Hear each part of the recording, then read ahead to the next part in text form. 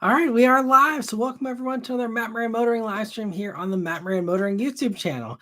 Hope you're all having a great weekend here. Thanks so much for stopping by and hanging out. So like all the other usual live streams, we'll go for about 2 hours or so. I'll give priority answering to anyone who does a super chat or a super thanks, as well as anyone who's a member there with the green usernames. They always get that priority answering. If you'd also like that priority answering, there's always a link in the description, as well as other join buttons elsewhere on YouTube here to get that priority answering as well.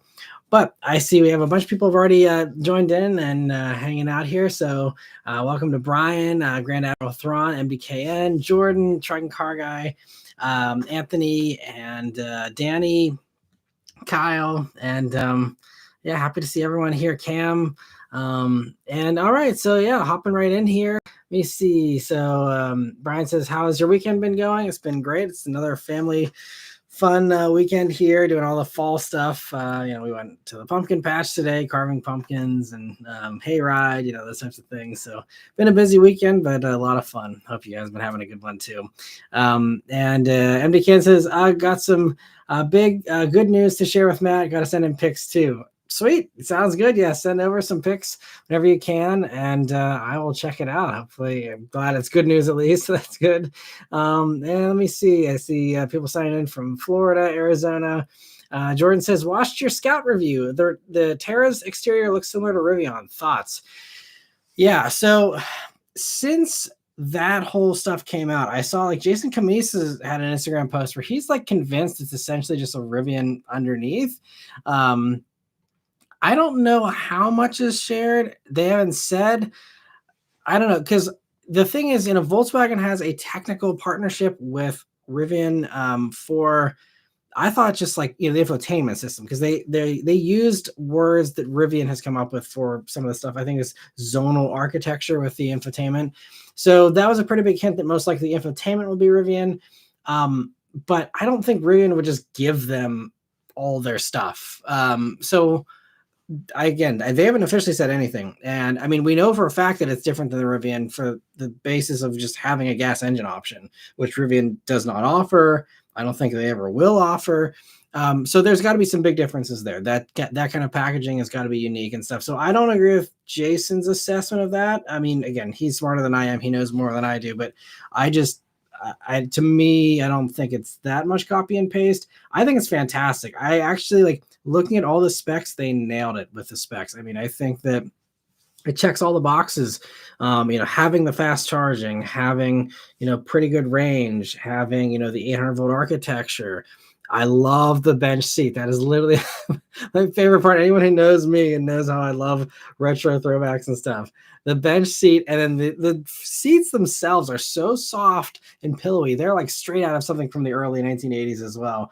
So I love how much inspiration they actually took from the old Scouts and the way they interpreted it for a modern era. I really like them.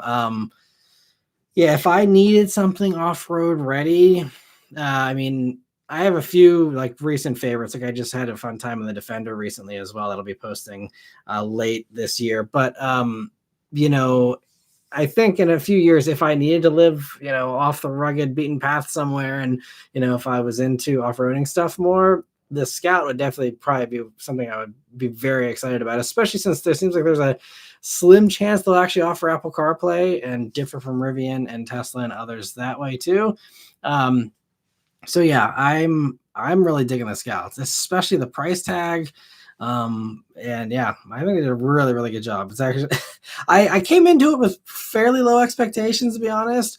And then whenever I showed up and I saw it, and then I like saw the specs, I'm like, whoa, like they did their homework. They did this thing well, and they're not trying to cut corners, at least from what we can see so far. So, pretty impressive in my opinion. But I'm glad you watched it, Jordan.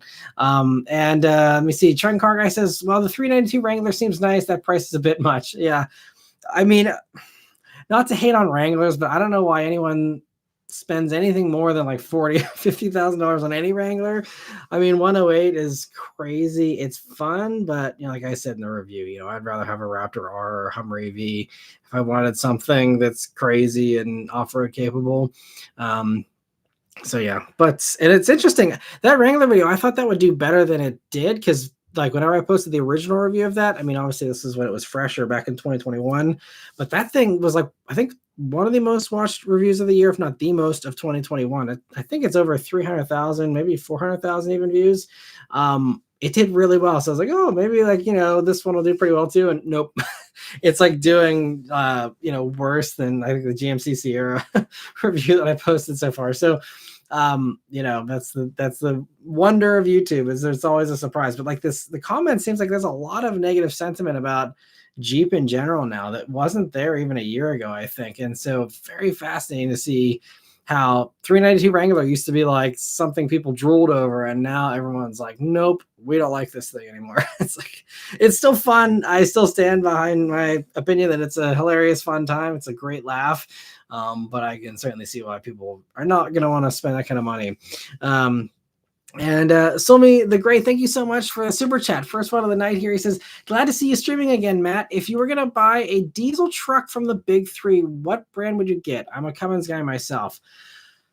I haven't like researched all of them recently because I haven't done a review on any of the diesel versions of any of the main three trucks here. So I'm not super fresh on all the specs for all of them and all that. But I mean, it's so hard for me to pick a favorite because especially like I'm guessing you're talking about like heavy duty trucks because obviously like there is no more diesel for the F-150 anymore, but you can still get it in the Sierra and the Silverado. I think it's gone from the Ram, right? So I guess we have to be talking about heavy duty stuff. So as far as heavy duty stuff goes, I don't know. It's really, it's not my scene, so it's hard for me to get excited about any of them. I mean, I do really like the GMC Sierra, and I believe, if I remember correctly, it does have Super Cruise now for the heavy duty ones too. I know the light duty one I just did, the 1500 had it, but I think you can get it also in those. So probably, if it were me, I would probably end up going, I'd go Sierra heavy duty diesel with Super Cruise. Probably just because of the Super Cruise. Assuming you're in a heavy duty truck, most likely you're doing longer drives and stuff. So I think Super Cruise is worth its weight in gold for long highway drives. So that'd probably be my pick. I mean, the Cummins are very popular in the Rams, and I mean, I do really love the Ram interior. It's one of the more luxurious ones for sure. So it'd probably be one of those two. But then see, even like I like the way Ford does some of the stuff, whether it's infotainment, just the controls and the way they set things up. I'm just so familiar with Fords that kind of is comfortable to me. So there's some of that. So not helping you at all here, but there's perks for all three of them. But I guess knee-jerk reaction, I'd probably say Sierra heavy duty diesel with a Super Cruise there.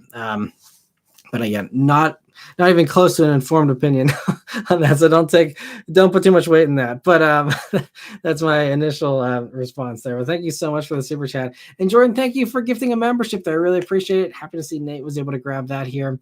And then getting back to the other member questions here. So let me see.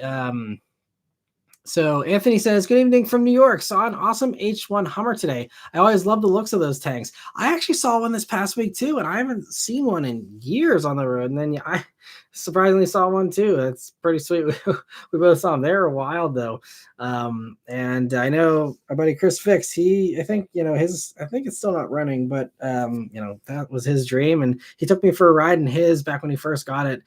Several years ago, and it was really funny just being so far away. It's like he's over in that room and I'm over here in this room. And it's like this gigantic wide thing. It was really cool to go for a ride in one though. And the Trent Car Guy said, I've started to see Honda Prologues hit the streets around here. Yeah, I've started to see some of them pop up too. I think that's what happens when you get $299 a month leases out there. All of a sudden, like I said, all the reservations go out the window whenever the price is right. And I think that's what we're seeing with the Prologues there. Jordan says, Toyota GR Corolla is awesome. Would it make sense for Honda to bring back the CRZ? I love that car. I wish they would. I don't think, I think the closest we'll get to that is going to be the Prelude. But yeah, it'd be cool to see them bring it back. I'd love to see it for sure.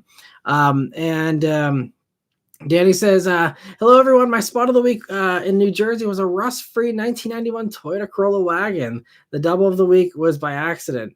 Even, I mean, the Corolla wagon, that's, yeah, I haven't seen one of those in a long time. That's quite the spot. He says, yesterday my family and me were going home after dropping off one of my friends off at their house. Marching band state championships were yesterday. We were in our Chevy Bolt waiting to make a left turn. There were two cars in front of us. When the light turned yellow, both cars in front went. We did not, because we were not going to make it through. When a second gen Toyota Tundra 1794 edition started honking at us to go, my dad is like, I can't go. And the light changed. After we turned left, the Tundra tried to zip around us, but he got around by an undercover cop was behind the Tundra and saw the whole thing and pulled the Tundra over. All of us in the car, we were like, instant karma. Man, that is wild. That would have been fun to get on camera. That's nuts. So glad everything was all good on your end, but man, that's funny. Thanks for sharing, Danny, and hope that the championships went well there. And let me see. Thanks for stopping by, Kyle, and Cars, and Cam, and Austin, and Raphael. Good stick. And Kyle says the 2025 Mach-E looks really good. Yeah, I mean, they made some nice improvements there, and we will see if we're trying to, Beth and I are always talking about, what are we going to replace the Mach-E with, which won't happen still for another like over a year and a half. But, she really likes the Mach-E. So the 2025 enhancements are nice. And I mean, I'm bummed that they, made the frunk a little smaller, but, we don't really use the frunk very often at all, mostly just for like long trips, which is super rare. So honestly, the amount of times I've actually put stuff in the frunk, maybe 3 or 4 times in over 2 years of ownership. So I can live with a smaller frunk in exchange for ventilated seats and the heat pump, which will be nice. And yeah, so I think it's a really nice little improvement there. I still wish they would have freshened it up, a little bit with the looks, but still some good improvements there nonetheless. And Car says, Matt, I really enjoyed reading the Motor Trend battery article you told me about. Looks like sodium batteries are coming in the near future, and salt, wood, iron, and air are the main ingredients of one type. Nice. Yeah, like I said, I kind of skimmed through that article, and yeah, it's just evolving so fast. And I think a lot of the things people don't love about these first gen batteries, a lot of that stuff's going to go away, as far as where they're sourced and how they're sourced. And, this is what happens when companies actually invest these billions of dollars they're investing. This stuff gets better really, really quickly. So I think that it's going to be really good, in the not too distant future. And I think that's why, like I said, Goldman Sachs, I talked about last week, they're predicting 2026 is when we'll see the next wave of EV adoption kick in, and the cost parity with gas, and all that. And I think that's going to really help, boost us beyond that 10% market share that we're at roughly, currently. And Michelle, thanks for stopping by. Luke says, I'm in Parrish, Alabama this evening for a delivery. Nice. I haven't been to Alabama in a long time. Wasn't too far away, though. I was in Nashville this week and North Carolina the week before. So in the general vicinity, but not quite that far south. Hope all is well there in Alabama for you, Luke. And thanks for stopping by, Linda, as well. And Luke also says, test drove a Maverick hybrid on Friday. I liked it. I'm wondering if the independent suspension on the all-wheel drive for 2025 will make it ride any nicer. It could. It's one of those things that's easy to market, to say, oh, we have a more advanced suspension setup, so therefore it's going to handle better. And that is usually the case. But like Mazda showed with the current gen Mazda 3, they switched from multi-link independent rear suspension to a torsion beam. And people are like, oh, why would you do this? And it turns out like they didn't really need that extra sophistication. And they say they actually are able to kind of control the ride better for at least that type of a vehicle with a torsion beam. So, just I guess the consensus is that it's not always like a direct improvement by, having that independent rear. Certainly most of the times it is, it's a more sophisticated setup. So you're able to, tune things a little bit better. So yeah, I guess the better way to figure that out for yourself, if you're curious, is to test drive, an all-wheel drive turbo Maverick and see how one of those feels. And, if the ride is appreciably better. But I think for the Maverick, there shouldn't be a huge difference, but I have not tried the hybrid Maverick still. Even the front wheel drive, regular old ones we've had for 3 years or whatever now. Never got a chance to drive it. They only had Lariats in the fleet here, and so just did the fully loaded all-wheel drive ones, and that was cool. But yeah, I was always wanting to try the hybrid because it's just incredible fuel economy, super low price tag. Just I think that's definitely the ones to get are the hybrids.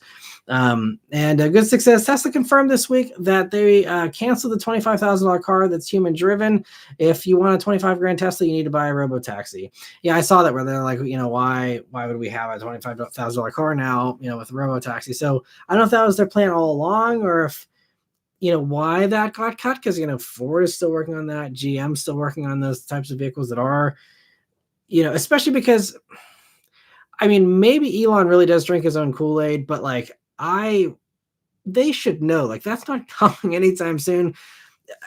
If Elon believes 2026, that's great, but you would think that they still would want to offer, because okay, say it even does come in 2026 and it truly is fully self-driving, it's fantastic, it does everything and more, and it's amazing. Even if that's the case, there's going to be a lot of people that want to drive themselves that don't trust it regardless. The amount of people that are so skeptical about any kind of technology, anything at all, they're probably going to stay far away from a Tesla in general, but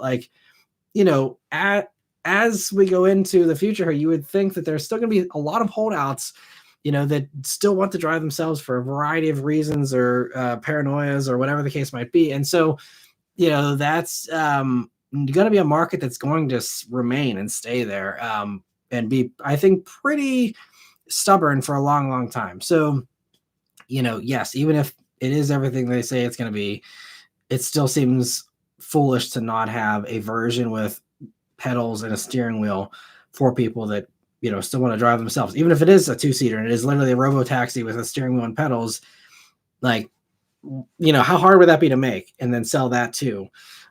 So I don't know. Tesla's being weird. Maybe they will cave at some point. Who knows what's going to happen with Tesla? I'm very curious to see how the Elon story will continue to unfold with the variety of investigations against him, and him just getting crazier by the day. I don't know honestly what to expect anymore, and it's unfortunate that that's all wrapped into Tesla. I really, really hope someday they can kind of pry themselves away from him and just be their own company, because I think, again, there's brilliant people working there. There's some really cool stuff they are doing, but just strange decisions like that. I feel like regular Tesla would probably be like, why not put a steering wheel and pedals in it for other people? And then this strange hesitation we have for that now is odd. And I also saw, he said that they're delaying the Roadster again. I think, we'll see the Roadster probably never at this point. Because I think they announced it, 2017, 2018. So we'll get to the 10th anniversary of the reveal probably before we ever see anything. And even that would probably be optimistic. And Austin says, hey, Matt, not to get political, obviously, but have you heard President Trump's pitch to make car loan interest tax deductible if the vehicle is manufactured in the U.S.? I hadn't heard that proposal in particular.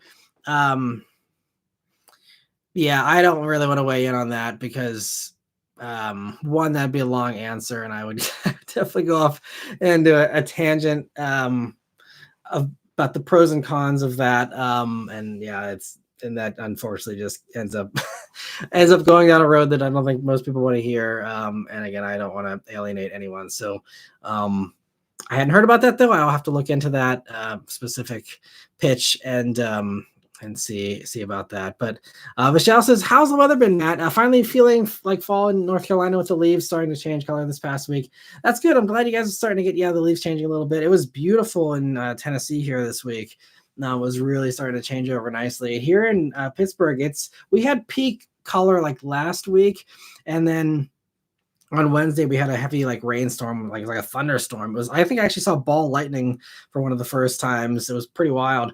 So we had heavy rain. The roads were blanketed in leaves, and that stripped a lot of the color. There still was a good amount, but I'd say we're out of peak color, and there's some trees that are actually pretty bare now. So It's a little unfortunate because it's my favorite time of year, and so I'm like clinging on to it. It's just I love the colors, and one of my favorite things to do is drive. Like even the Pennsylvania Turnpike is really good because there's so many trees, and it's a nice relaxing drive, nice high 70-mile-per-hour speed limits, and just driving through the turnpike. It's expensive these days, but like man, and that peak color. I didn't get to do it this year, but that peak color during that time of year is just man, I absolutely adore it. It's great.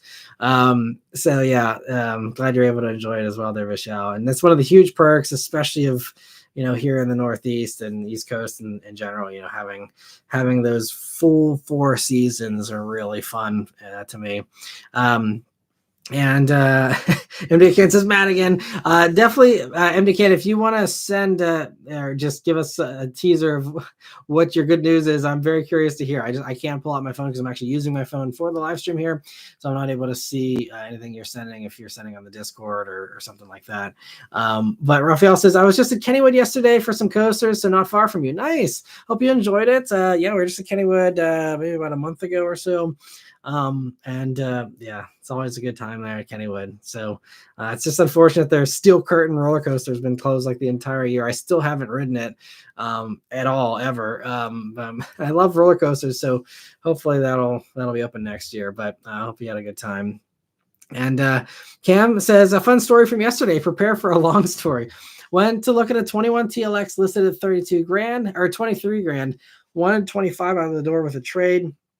Easy, right? Wrong. Sales manager told us to donate our car.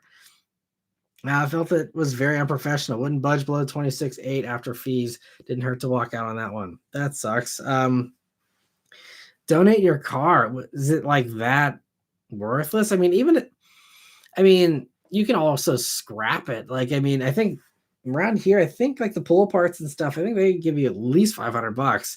So like anytime I've encountered, like in the past when I worked at car dealerships, if someone truly had a car that like was totally worthless and they didn't want to touch it, they give them $500, throw it on a tow truck and take it straight down to the junkyard and crush it. And they got $500 in scrap out of it. So, it's not like they lost money, but they took it off their hands. They gave them something for it and, I guess help them to not have to bother going down there themselves. So yeah, to say just to donate it and get absolutely zero for it, aside from maybe a tax write-off, like that seems like a silly move, but I guess they didn't want the sale. I see Mars says, I love the speedometer of the Scout so much. Me too. I love it as well. They just did all the right retro stuff with that thing. Austin says, I also heard Porsche is further walking back the EV transition plans and investigating how to retool EV platforms to accommodate ICE powertrains. Interesting. Yeah, it's really kind of funny to me how reactionary some of these companies are being when they know like the research that they have. They see these, batteries that are coming and all this.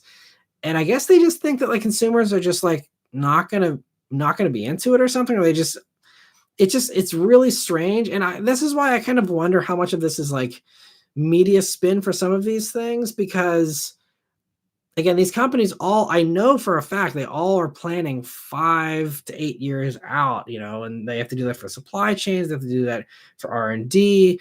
All this stuff takes massive amounts of time. So they can't react to a presidential term. They can't react to, anything aside from, the immediate like Euro 7 plans, and all that stuff has been mapped out through 2035, and it could change, but there should be very little uncertainty there. And I know that, the EU is going to start hammering in here next year with these higher fines. And that's why like Stellantis, I talked about in the weekly update this past week, is like going to build less gas cars because that's cheaper than doing, paying all the fines. So like there's some of those super short-term things, but the only way you accommodate for that is to keep building your existing stuff. And I think this is what Audi's doing and doing very well. I think Audi had, been on that track to, switch over to EVs pretty quickly.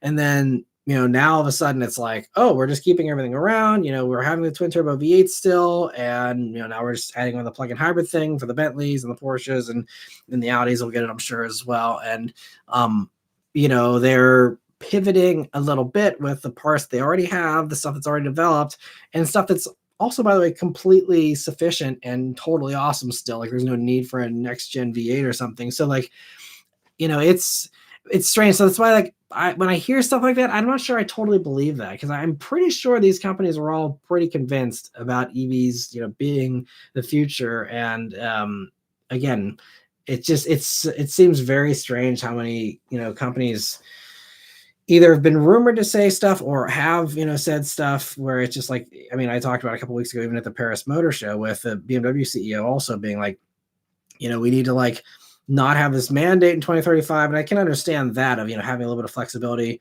And I think the EU should add in the plug-in hybrid loophole like California has added for 2035. And that way, you still have people have an option for a gas powered thing like the Scout and others like that, to just give people that flexibility. Like Scout said in their presentation, like, there's people who need this flexibility, who, need more range, or just want to be able to, bring on, some gas with them and keep their adventure going beyond 500 miles, which is really hard to do. I mean, how many people actually drive more than 500 miles a day outside of truckers? Like, it gets to a point where like it's not enjoyable anymore if you're really cannonball running the whole thing, like. So I think 500 miles from a practical standpoint is all that you should ever need in a day. I mean EVs are going to go beyond that, because for a lot of people it's not road trip range. It's I need X amount of miles for my week, and I don't want to charge every day or whatever for apartment dwellers or whatever. But it's just I feel like once we get over 500 miles of range for an EV, like, you shouldn't expect anything more. Because I mean, I'm sure there will be more because batteries will continue to advance, but like at that point, there should be very little hesitation, because again, no one's actually realistically doing more miles than that in a day, I don't think. Aside from the 0.01% of road trippers that maybe do more.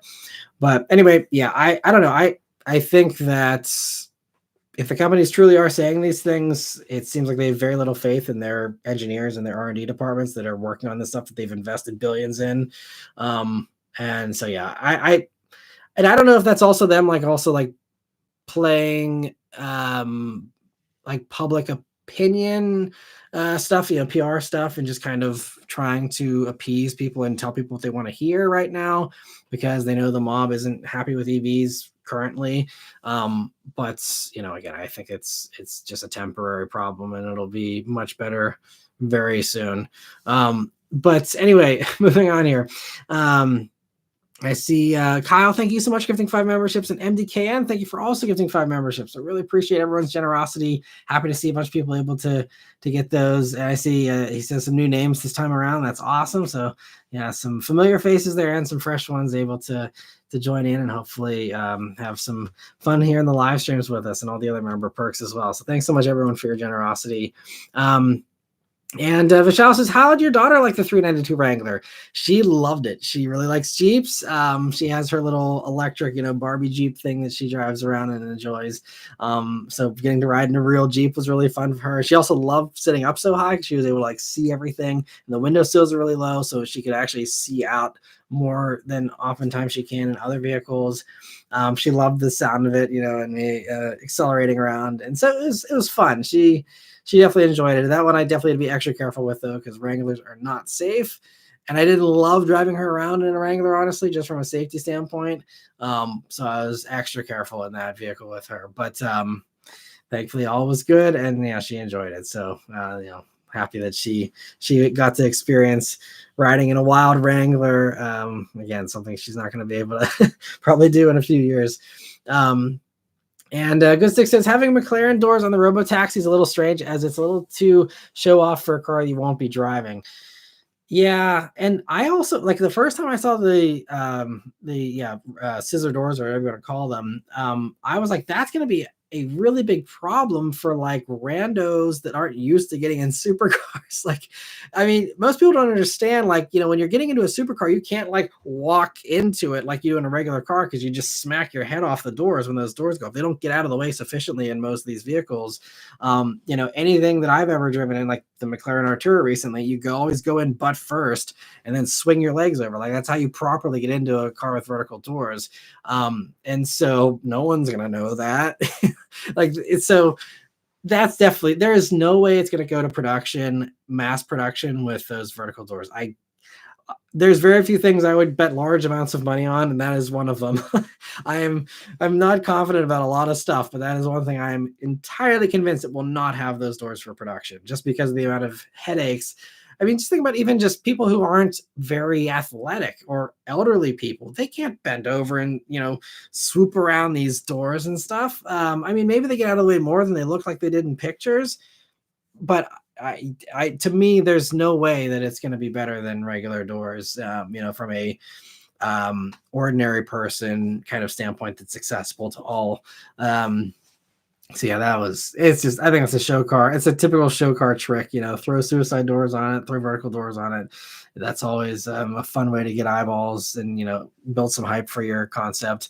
MD Can says, had a great weekend, went to a trunk or treat and got a top 20 decorating last minute, and went to a Cars and Coffee this morning and met up with one of my newest N Club PA members. That's awesome. Well, congrats on the fun day, and happy to hear you had all those, fun little achievements there. The top 20 is great. We actually went to a trunk or treat today as well.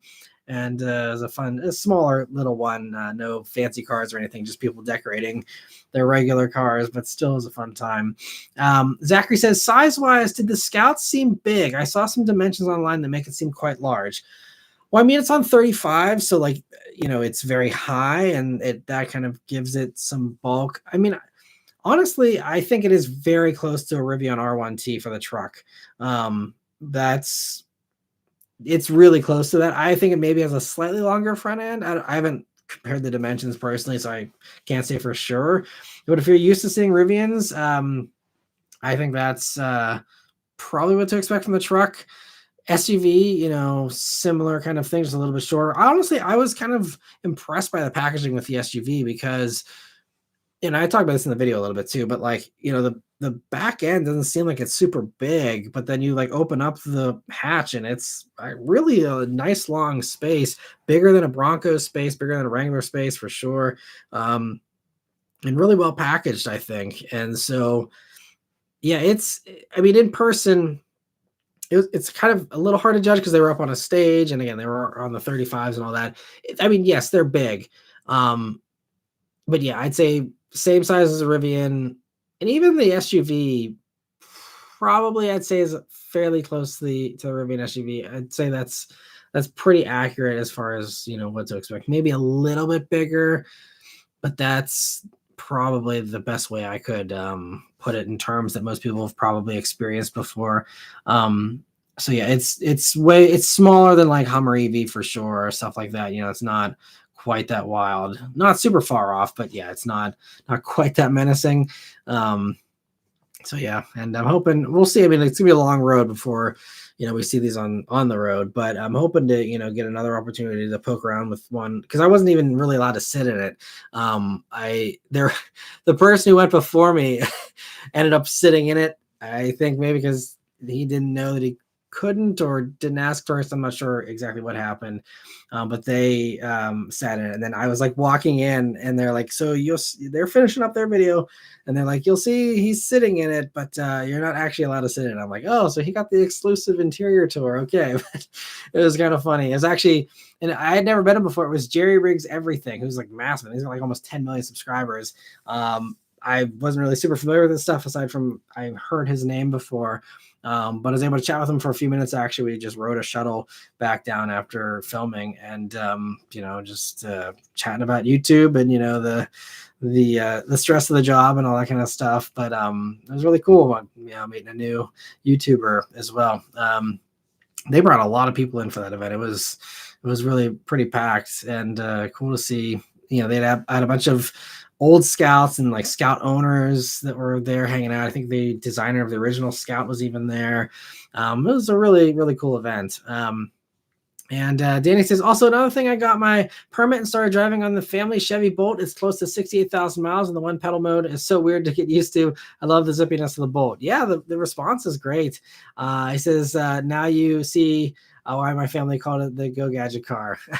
Nice. Yeah, they're fun. I mean, Beth has said the same thing she loves the instant response, and she actually did a brief little drive in the Defender, just to because she's always loved the Defender, and she just wanted to see what it was like to drive.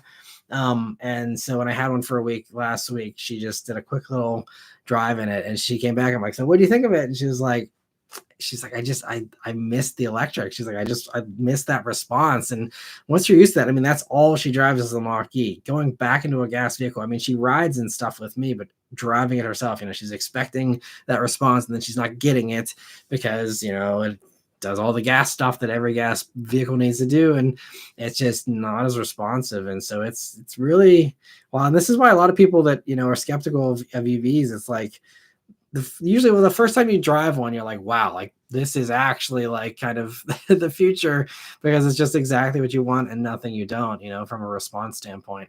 So yeah, the zippiness is one of the best perks, I think. And let me see. Dylan says, enjoyed the Scout video. The hybrid one really sticks out to me as the better option. Anyway, cool spot of the week was an RS5 that had a wide body kit on it. Nice. Very cool spot. Thanks for sharing, Dylan. And yeah, the gas thing was brilliant. I was really surprised to hear that, because we had kept hearing, over and over again, it's going to be electric, it's going to be electric.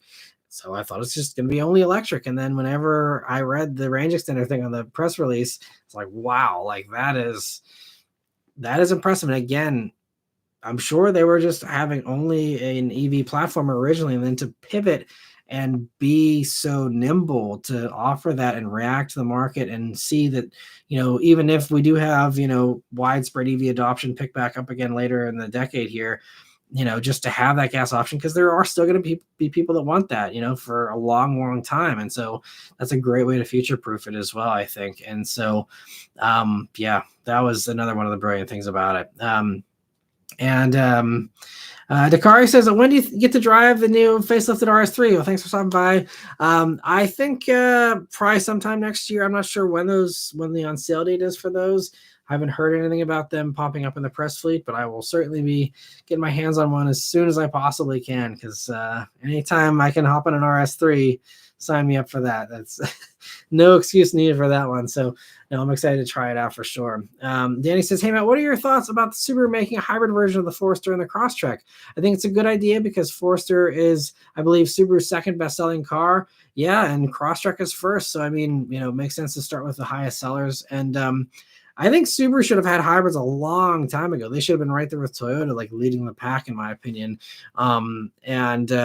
Yeah, so I think it's great, and I can't come soon enough. So I'm excited for it. I think also for their buyer base, really surprised, the people that go for Subarus, especially at least the more traditional, like people who love, the like fact that they donate to national parks a bunch, and are very much like a sustainable company. I think they're actually at net zero for some of their factories already here in the States.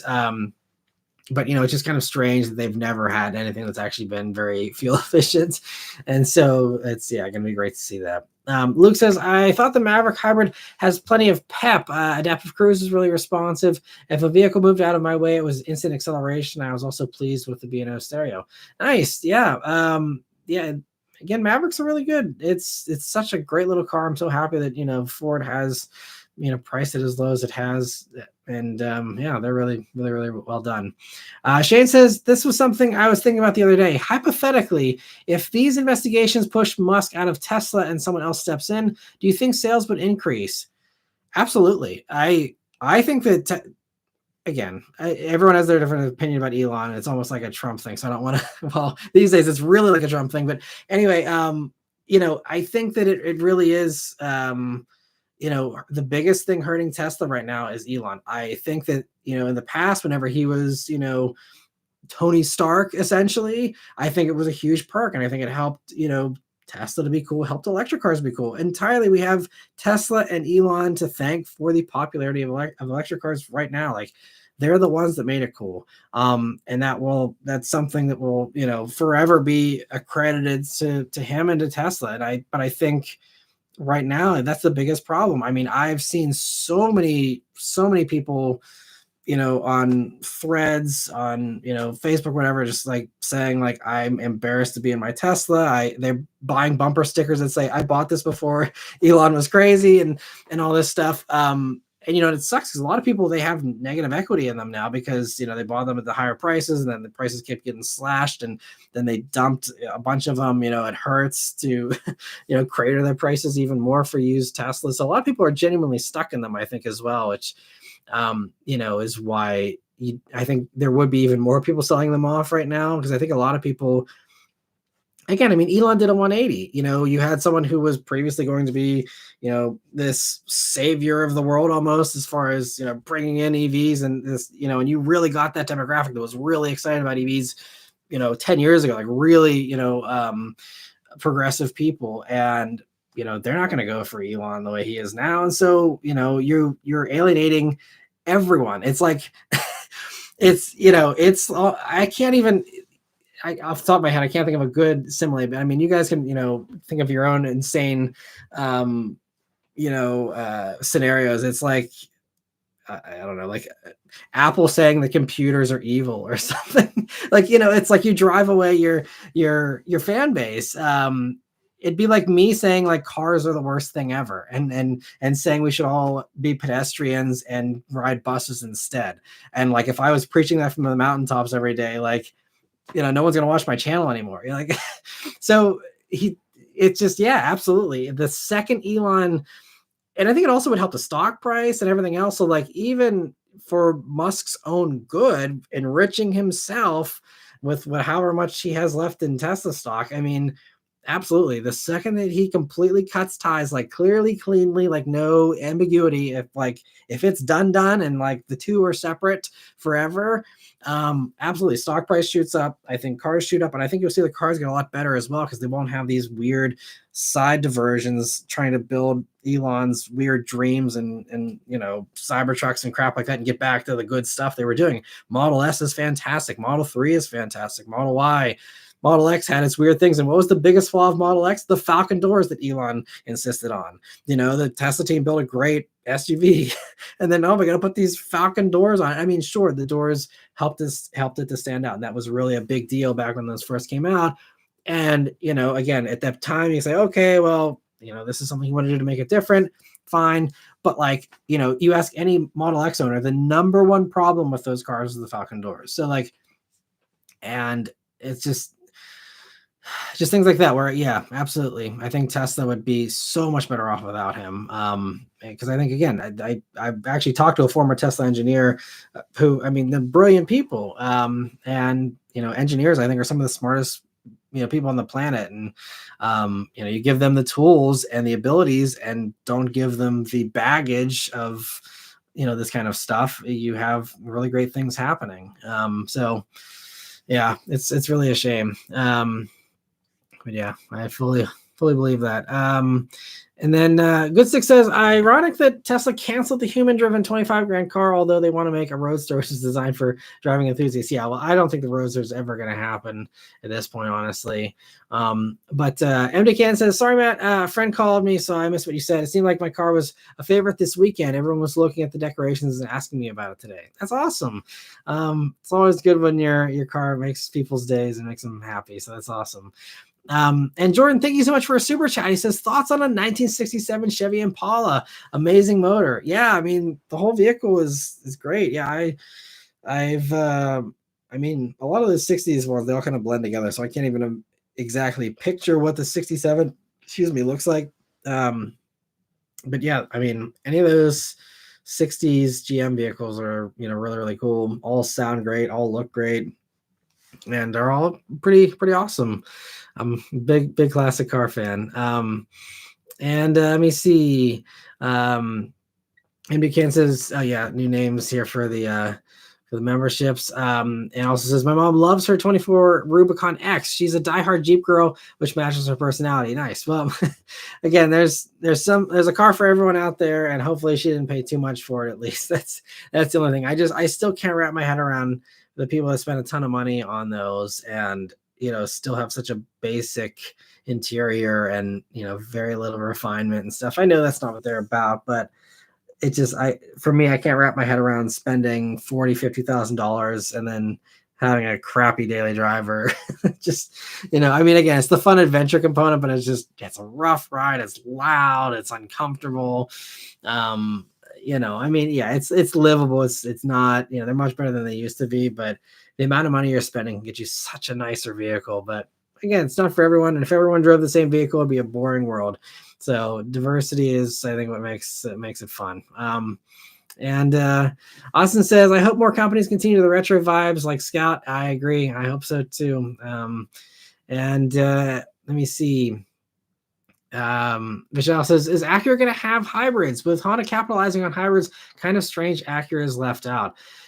It is kind of strange. You would think it'd be the other way around, and that Acura, being the more high-tech, performance one, would be the one to spearhead that, and we're seeing the opposite. So, yeah, I mean, I think probably part of it was that they had some of the building bones from other markets for Hondas in particular. And so it was a little easier to integrate it with the Civic, and they've been kind of playing around with that kind of stuff with the Insight, kind of lower cost kind of stuff for a long time. So, and I guess it's just that component of it, and maybe they don't have, something grand enough for Acura in their mind. And so that might just take some time. I mean, I think the way that they're, going for hybridization for everything and how ambitious they are for Honda, surely that's going to bleed over into Acura, and we will see some of that. I know in the past they had previously, seemed like they were going on a course of taking Acura fully electric and having that kind of be the spearhead for that instead. And I don't think they've made any announcements, yet, but I would assume that they're going to do the same thing everyone else in the market is, and go in on hybrids pretty hardcore first and have the EVs as well. I mean, we've been seeing these electric concepts, and I think those will still come. Like I, said in the past weekly updates, how there's this new Honda E architecture. And I believe that the first vehicles to get that will be a Honda sedan, they said, and then an Acura SUV potentially will be the first two. So they are going to have some really sweet electric stuff, but I think also, there's got to be something. They have to have something in the works. I mean, Honda also is one of those companies that doesn't usually, they recently have done a lot of stuff that doesn't make sense, and they've ignored a lot of the low-hanging fruit that would have been home runs for them. So I can't attempt to rationalize Honda's actions because it seems like it defies rational thought sometimes. But yes, I agree with you, and I think that hopefully we will see some of that at some point sooner rather than later. But I've heard zero rumors about a hybrid Acura. Obviously, they had the MDX hybrid many years ago, for the prior gen, but nothing recently. So yeah, I don't know. It's strange. And let me see. Austin says, cool to see the bench seats make a return as well. I agree. I'm so pumped for that. I'm curious how like the IHS will test that. Because again, I always think about crash testing and stuff like that. That's the only thing about that.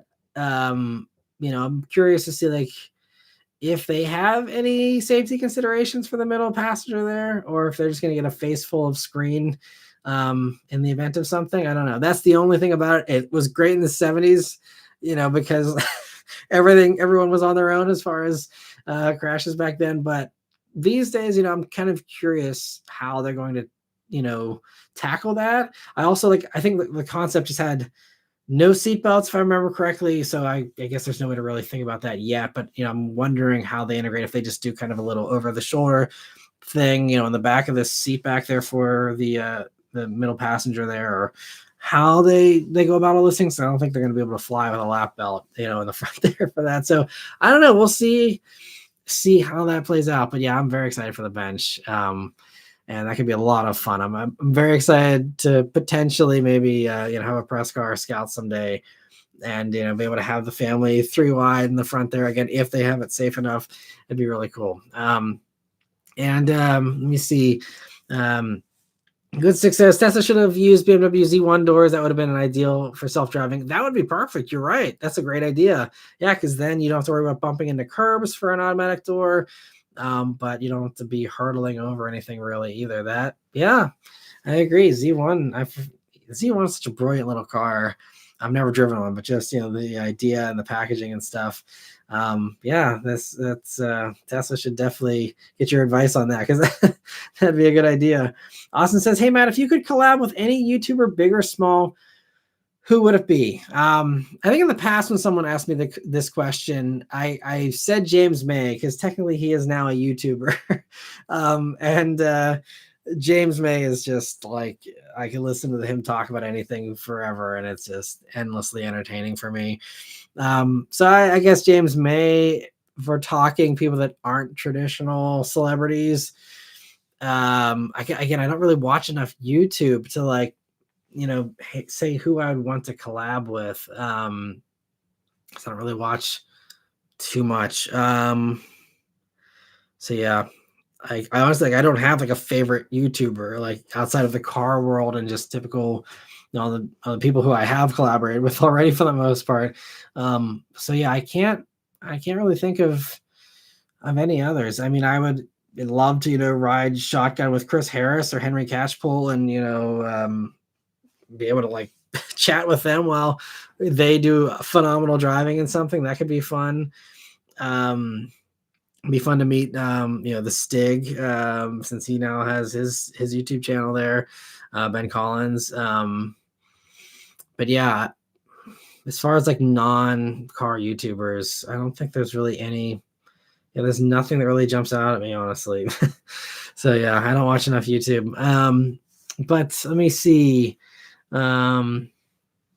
MDCan says, I'll send you the photos of the Kraken from yesterday. Everyone was loving the skeleton being drug out of the back. That's cool. That's awesome. And Danny says, I love the dog commercials for Subaru. Yep, that is their thing, right? And yeah, I'm surprised I haven't seen any dog commercials from them recently. I don't watch a lot of broadcast TV anymore, but yeah, I haven't seen any of those recently. Raphael says, I finally drove my friend's Model 3 and now I really get the quickness. I still can't do the interior. Yeah, I still wish they would have done a little more on the inside just to make them a little, plusher, a little more worthy of the luxury or premium branding that I think a lot of people do assign to Tesla.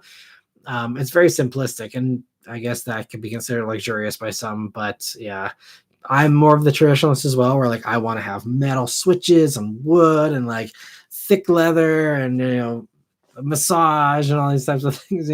That to me is more luxurious. But I mean, clearly, again, it's functional, and a lot of people really love it.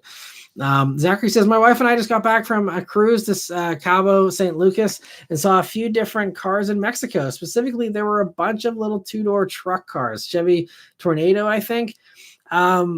Yeah, I don't remember. I know Fiat's got one as well and a few others. But I didn't know about the little Chevy two-door, I don't think. I think there's the Chevy Montana, which is like a four-door one that they have, but I don't know if I know about the Tornado or something or anything like that. But I mean, yeah, it's kind of strange that they haven't brought some of those over. The problem is like Mexico has much more lax safety standards, so a lot of these things can be made cheaply and half-heartedly, and it's okay because again, they like people just don't care about safety as much there, and they just don't have the regulations in place, so anything goes really for a lot of that stuff. But it's unfortunate though that they haven't tried to bring some of these things over or make other versions. If it's popular in Mexico, like why couldn't it be popular here in the States? And so yeah, it's still so disappointing hearing that like at least the rumors were that they were going to do a new version of the El Camino, and then that ended up getting canceled. But I mean, this is why Maverick is wildly popular, because I think Maverick is the closest we get to those types of things you're describing.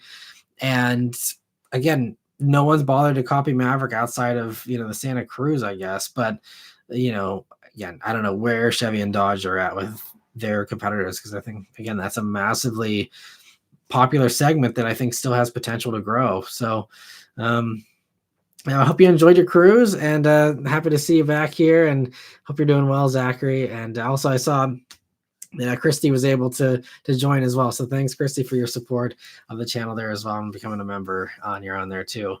And Dylan says, I didn't know Elon was under investigation. If he was booted, I bet Tim Kuniskis would be a great fit for them, or maybe he'll be the next Stellantis CEO. I wish. It sounds like Tim is done from what I've heard. I don't have any official word, but I do know people that actually know him personally. And it sounds like he's actually just like retiring. Like, I don't think he's looking for anything. I think he's like, he made his mark in the industry and he's done it. I mean, he gave us the Hellcat years, so I think that's a fine legacy to just you know, there doesn't need to be a sequel. Like he went out, he did his thing, he did a great job, and now he can sail off into the sunset.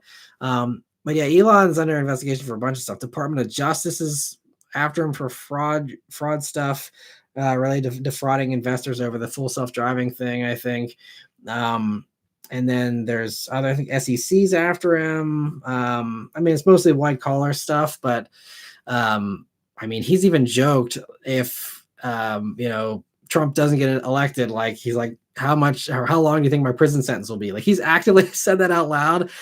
And sometimes those jokes are not really jokes. And I actually think, especially seeing how hard he's going on and stuff, I think that there's definitely something in it for Elon, whether it's some type of shelter or immunity from stuff or what. But I think there's more to this 180 from Elon probably than we are fully aware of, and I'm sure someday it will it'll become clear, maybe even become more clear in November. We'll see. But yeah, it's very interesting to see all that. But he is definitely in some hot water, and I think he's hoping he can get some help with that. But anyway, Danny says, I kind of think the Jeep Gladiator was a successor to the Comanche. Am I not the only one? I know the Comanche was before I was born. I'm 16 going on 17. Yeah, Comanche was cool. And I think that really was kind of the predecessor to the Gladiator. And this is why I think a lot of people really were excited about a new Jeep truck, because there were still some diehard Comanche fans out there, because they were pretty common back in the day when they were being built. And so unfortunately, Gladiator, I mean, it's done okay for Jeep, but I think it hasn't done as well as they had hoped it would. I think they realized there's probably a smaller segment of people that want a Wrangler truck, and I think maybe Jeep could benefit from doing something that's not a Wrangler and still a truck and still off-road capable, but just something a little more comfortable than a Wrangler, I think, might benefit them too. But yeah, it's kind of one of those things. Dodge has been strangely not wanting to compete, or I guess Ram, I should say, has not been wanting to compete with mid-sized trucks, and was happy to just leave that market to Chevy and Ford for a long time. And I don't get it, but yeah, Jeep, all they could muster was the Gladiator. And Trent Garga says, I still have a soft spot for a 69 Camaro with the exposed lights. Might be from the Yenko and Too Fast. Yeah, that one was always cool. The Challenger was cool in that. It was so cool they brought in the muscle cars for Too Fast, Too Furious. And yeah, for me, it's of course the Mustangs and stuff from the 60s. Good Stick says, with the Maverick selling so well, will Chevy bring back the Avalanche as a bigger SUV based truck? I don't know about Avalanche. It is kind of funny, I guess they wanted to keep Silverado EV as is, but I think Silverado EV is really like the new Avalanche. It has even, the folding midgate thing from the Avalanche, excuse me. And it's kind of this radical styling, very futuristic kind of thing, kind of like Avalanche was. I remember when Avalanche first came out, being like, wow, that's such a wild thing for Chevy. And I remember like people bragging about like, oh, my friend has an Avalanche. And like, it was like a really cool thing back in the day. And so, I think that Silverado EV is really the new Avalanche, honestly. But, and I think a lot of people would just be super pissed at Chevy if they ended up using Avalanche on something that wasn't a full-size truck as well. So I don't think we'll ever see that on an SUV-based thing. But I mean, yeah, it's still just really strange. Like we were talking about a minute ago, that Chevy hasn't done that. And let me see. Linda, thank you so much for gifting 5 memberships. I really appreciate the generosity. Happy to see a lot more people there, some new names and also some familiar ones able to get back in. SEMD Kansas, yeah, 15 gifted memberships now. Yeah, appreciate all the generosity tonight, everyone. It really means a lot. And yeah, just the more the merrier here with having everyone able to weigh in and get their questions answered too. And thanks again, Linda, for the generosity. And then let me see. TFI says, if anyone needs to cash in on retro vibes, it's Volkswagen and Chrysler. I agree. Yeah. I'm still really scratching my head about why Volkswagen is so resistant to doing a Beetle, which would be a great $25,000 people's car. How Volkswagen literally became Volkswagen. They're missing the golden opportunity here with a 25 grand EV with a Beetle. I think it would be brilliant. And Chrysler, yeah, I feel like retro could work for them too. something needs to work for Chrysler really quick, and they're really gonna have to do a Hail Mary, I think, to save Chrysler. It's sad, but I think they're one of the top companies on my list of companies I'm expecting to not be here by 2030. But Vishal says Wranglers are fun and all, but genuinely don't understand how people daily them. They're loud and refined to drive, and they also feel kind of cramped inside. Yep, just like I was saying, same deal. B Mitchell says, Matt, are you going to SEMA this year? I am not, unfortunately. I usually Shell is the one who brings me, and I hit up my Shell contact a couple weeks ago and said, hey, anything going on? Haven't heard anything. And they said that they're even scaling back a little bit here for SEMA this year as well. So yeah, and all my buddies that I used to go to SEMA with all the time, they really wanted me to go. All of them are going, but I'm just like, it doesn't make sense for me to go on my own. If someone's not paying me to be there, it's multiple days. And no one really watches SEMA coverage on this channel. I've never been able to package SEMA content in a way that resonates with at least the wider viewer base here on this channel. Every SEMA video usually bombs. I literally last year rode in a drift car with, I think it was with Von Gittin Jr. Or no, it wasn't him. It was one of the other top drifters. I literally got a drift car ride. I'm like, woohoo! I'm like flying around on a drift car. This is awesome. Posted it to YouTube. It got like 3,000 views. So it's just zero interest. Anytime I do anything motorsports, anything that's SEMA related, just absolutely nothing. So it is what it is, and it's just one of those things. I can't waste my time on SEMA. It's fun to walk around and check out the builds and stuff, but my time is honestly just too valuable. And I honestly even had one of my YouTube friends offer to even give me a free hotel room. And even that, and I could fly myself for free with all the frequent flyer miles I have. So literally I could go there essentially for free outside of meals, but it's just even a time thing. Like I can't burn 3 days for fun. It's like, I'm so busy that I'm filming cars every other day. I'm editing. I have a backlog. I'm literally stuff that I'm filming now is not going live until 2025 into January. I actually have stuff scheduled out into February already.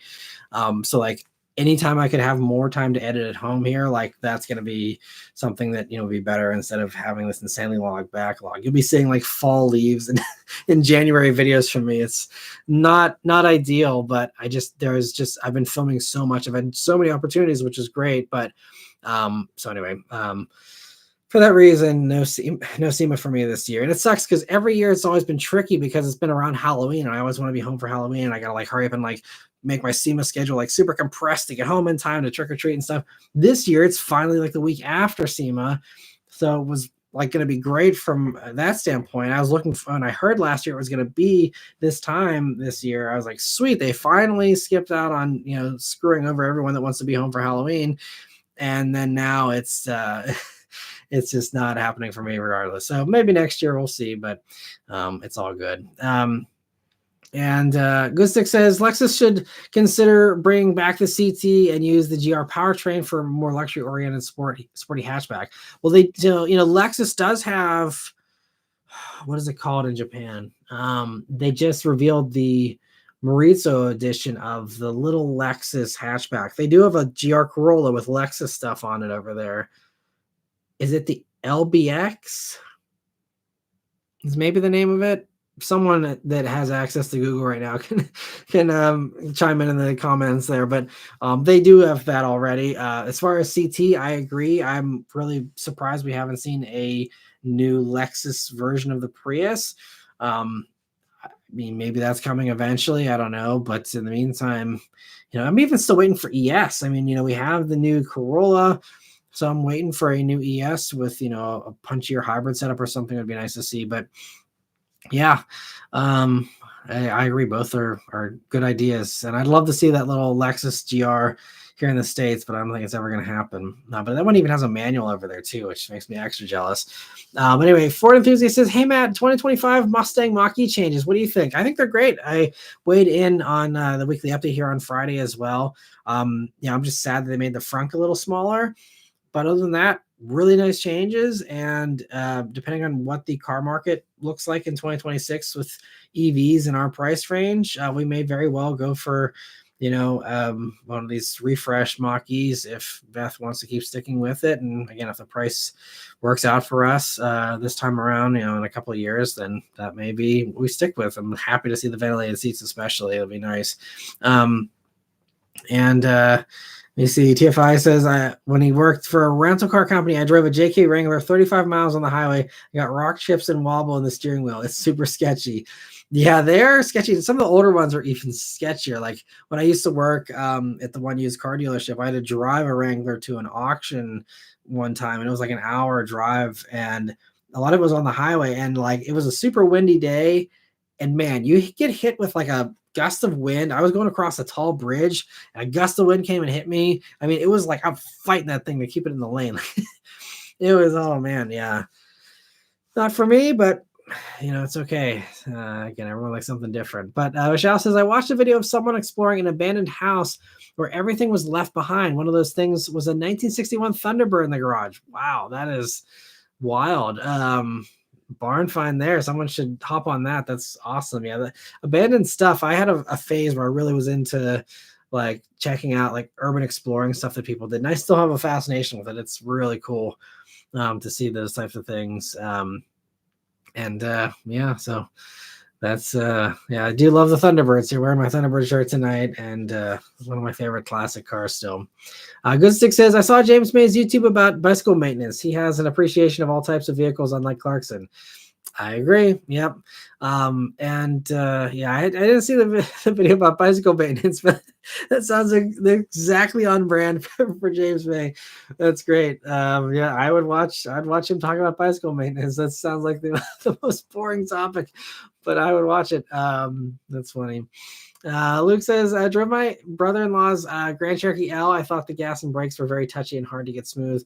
It was the 3.6 Pentastar. Yeah, some vehicles are like that where it's really touchy. I actually have an MDX Type S, the refresh right now this week, which that one also you will be seeing in January, unfortunately. But it's like super touchy for the brakes in that thing. I mean, you can learn it. You can get used to anything pretty much. But I mean, I hopped on the brakes for the first time. I was like, oh man, like hold on, it's very touchy. I don't know why companies think super touchy brakes are ever really good, especially in like mainstream vehicles like a Grand Cherokee and an MDX, like even a Type S MDX. Like it doesn't need to have touchier brakes than an Integra Type S, and that's what it has.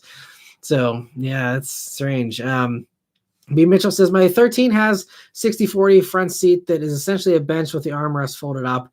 Center occupant gets a 3-point seatbelt and is surrounded by airbags, so I don't see the big deal. Gotcha. Okay, cool. I just didn't know how far airbags extended on some of these vehicles because, I know some are bigger than others, but with a vehicle as wide as like the Scout, that's where, I'm just curious if there would be a gap or, like I know Hyundai and a few others are now experimenting with like center mounted airbags that are in the center armrest area to prevent driver and passenger from bopping into each other. But I just don't know. Again, I mean, they could totally put a third airbag in the middle of the dashboard there if they really wanted in the Scout or something. So I have no clue how they plan to do that. I'm not sure what the laws are, what they need to do.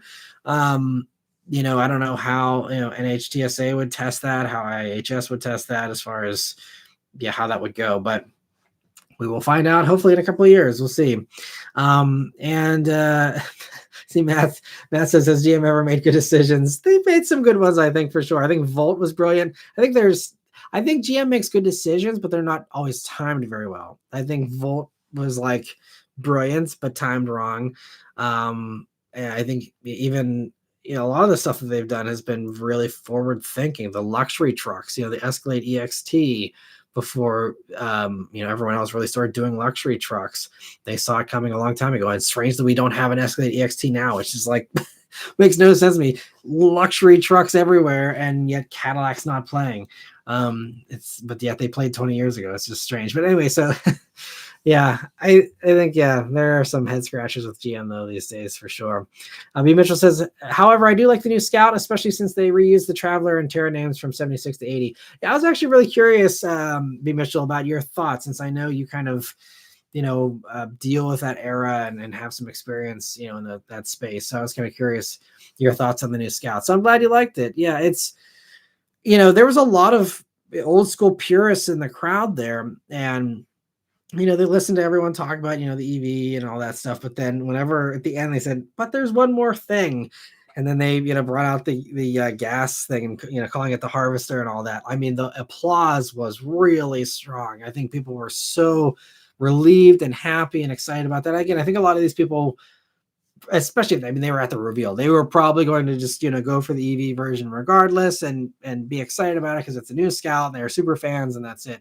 But then when you tell them, like, maybe some of them were hesitant and, now to not have to make that compromise, really, I think is great. And so, yeah, again, they just played the Scout perfectly, I think. And MD Kansas, he sent the email, so I appreciate that. I will keep an eye out for that and check it out here when I can. TFI says, Matt, I was cleaning my game room and found myself playing GTA 4. Very productive Sunday. The driving physics are way more realistic and the suspension is really pulley. Nice. Yeah, good times. Always fun to blow off some steam playing GTA. And V Mitchell says, why Chevy didn't reboot the LUV as a Maverick competitor is beyond me. Yep. So many strange choices. I'd love to know the reason for someday. And Trenton Car Guy, sorry I missed it. Thank you so much for gifting 5 memberships as well. I really appreciate that. Yeah, everyone's been so generous tonight, and I'm so happy to see a bunch of new faces here able to get some memberships as well. And hopefully they'll all be able to enjoy chiming in here in the future. Let me see. Danny says, for the Chevy LUV, I think you take the Trailblazer or Equinox and put a truck bed on it. Yeah, that'd be fine. Take the Equinox, take anything. I mean, even Trax, honestly, take the Trax and make a two-door version like Zachary was talking about, make a two-door Trax, everything from the B pillars rearward, turn it into a truck bed, call it a day. Like, that's it. You're done. End of story. Sell it. And then, cash the checks. That's it. It's really that's simple in my mind. I'm sure there's some hurdles maybe, but why not? Like, even as a fun experiment, or even if you want to gauge people's reactions, take it to SEMA. Someone take a Trax, hacks, saws all the back end off of it, throw some wood planks back there, take it to SEMA, see what people say, and then build it. Like, it's, I don't know. Yeah, I'm sure it's way more complicated, but I really wonder, like, is it more complicated? Like, what is stopping so many of these things that are easy things? Subaru Baja, things like that. Again, take an Outback, hack the back end off just like you did, 15 years ago or whatever, and you're done. Like, we're not asking for anything big here. Like, I really don't understand it at all. So yeah. Let me see. So, other questions. Linda says the leaves are beautiful in Virginia. Great to hear that you're enjoying the fall weather as well, Linda. Luke says every time a Chrysler cuts me off, I tell Jesus Chrysler my life's pathetic. I don't get the reference there, I don't think. But I get it. Okay, the Jesus Christ thing. I see. Yeah, it took me a minute there. I forgot. I haven't heard that joke in a while, so that was sorry for the lag on that one. Let me see. TFI, I think he's supposed to be a member for 2 months here. He says, absolutely goated membership gifting. Yeah, I mean, I appreciate everyone being so generous here. This is awesome. And thank you again, Jordan Car Guy. He says, with Stellantis going the way they are, I'm glad I have an older Dodge. And you have a really good older Dodge too, with the Magnum there. So I think that's one that's gonna get more and more rare as they continue to rot away, and the well-kept ones like yours, I think, will be worth hopefully some good money someday. Let me see. MD Can, thanks for being a member for 31 months now. I really appreciate the long time support now. It means so much. He says everyone's very generous this stream. I agree. It's really awesome. Thanks so much, everyone. Let me see. Caleb says, how much would it cost for SEMA to be worth it for you? So from I don't know if you mean like what I usually get paid to go to SEMA, or as far as like from a like video revenue standpoint, basically, I mean, it would just, yeah, it'd be like I have a standard rate with any kind of sponsored thing. So if it's something like that could make it worthwhile. Basically, whatever I would make from the videos I could edit or film, during that time period, like that's kind of, what I would need to see. But again, the problem is also SEMA stuff doesn't age very well typically. So, versus like a car review, I edit that. People watch that for the next 10 years. And this is probably also going to be the downfall of the weekly updates, and why those are really getting really hard to justify is, especially now the views have really declined a good bit off of those. They're down like at least 25 to 30% from where they were at the beginning of this year. It's the same kind of thing. No one watches weekly updates after the first week. So for the SEMA stuff, it's why it's got to be like cash up front for those with, again, a sponsor paying, because not only will the videos not get any views, but also like I can't hope on them ever making money down the road. Versus some of these car reviews, I post them and maybe they bomb in the beginning, but then a lot of times they take off later on, or even if they bomb, they still will continue to slowly get views. And over time, they do eventually end up being some kind of money, and so that's kind of the redeeming quality of the reviews, and why those are really, I think, the thing to lean into the most, because it's always helpful advice for someone who's always going to be shopping for that model year of that vehicle, for the next 20 years, so that's kind of why I think this is why, every other YouTuber, do you see anyone else doing news? Do you see anyone else doing SEMA stuff really as far as car reviewers goes? It's none of them really do it, because it's just a waste of time unless there's a new concept or something like that. And I don't think there's really any super exciting new concepts at SEMA or anything this year either. So again, it just didn't make any sense for me to go, unfortunately. But Danny says, thoughts on a 1988 Subaru Justy GL CVT. I didn't know if this was the first mass-produced CVT or not. I don't know. I think there might have been a couple of others. I don't think Subaru was the first with a CVT. But I mean, Justies are cool. I've never driven one or even sat in one, but a lot of those 80s Subarus are really cool in my opinion. And thanks for being a member for 2 months as well, Danny. I really appreciate it. And let me see. Where were we? So Good Stick says, you could buy a Tesla Optimus to help you do things inside the house. If it works as advertised, yeah, that would be fun to have a little robotic maid someday or butler to do stuff. That'd be cool. But yeah, that'd probably take a long time to ever pay for itself. Even if I paid someone to come do all the stuff that Optimus would do for me. Yeah, let me see. And Vishal did say LBX is what it is actually called. Sweet. I can't believe I remembered that. I'm surprised myself there.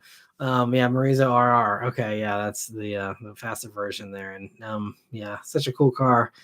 I'm sure they'll be hot in 20 years or 25 years whenever they're able to be imported in with the 25-year rule, if that still stands at that point. And let me see.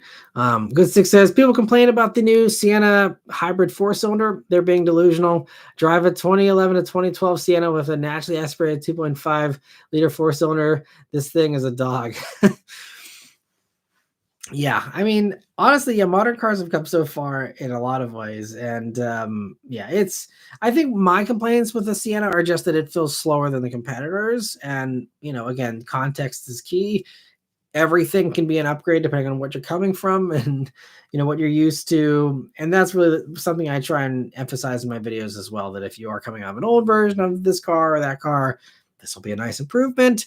But there's other stuff out there too, and I just like make people aware of that as well. But I actually I will be doing a follow-up video on the refreshed 2025 Sienna here. I'll be posting that. I was going to post that on Halloween, but I have a Durango Hellcat video waiting to be edited, and I'm like, I should probably post that for Halloween instead. It's just Hellcat Halloween seems to fit a little bit better. So that got bumped, and that's bumping the Sienna back a little bit. So that'll be early November, I think, for Sienna instead. But I will be covering the 25 Sienna in a video here shortly. And Trent Car Guy says, Camaro worked well for a while. You can't tell me the Corvette wasn't a success. C6R. Oh, absolutely. Yeah. Camaro, Corvette, they're all brilliant. And yeah, I'm sad that Camaro is now basically almost sold out. I think they're down to, I think I saw like the last 100 Camaros are out there on lots before they finally are done, and they're exhausted all the production that they did, at the end of last year, I believe. And it's a shame. And B. Mitchell says, one thing I found peculiar about the rebooted Scout is the column shifter, since the International Harvester Scout never had one manual or automatic. Interesting. I think that one is just, something they needed to do for a packaging standpoint, especially. I mean, I guess you could argue you didn't have to have it with either of them, but, with the open console things everyone likes doing, especially for EVs, to give you that extra space. And then for the bench seat, again, not having to kick a shifter on the floor or something.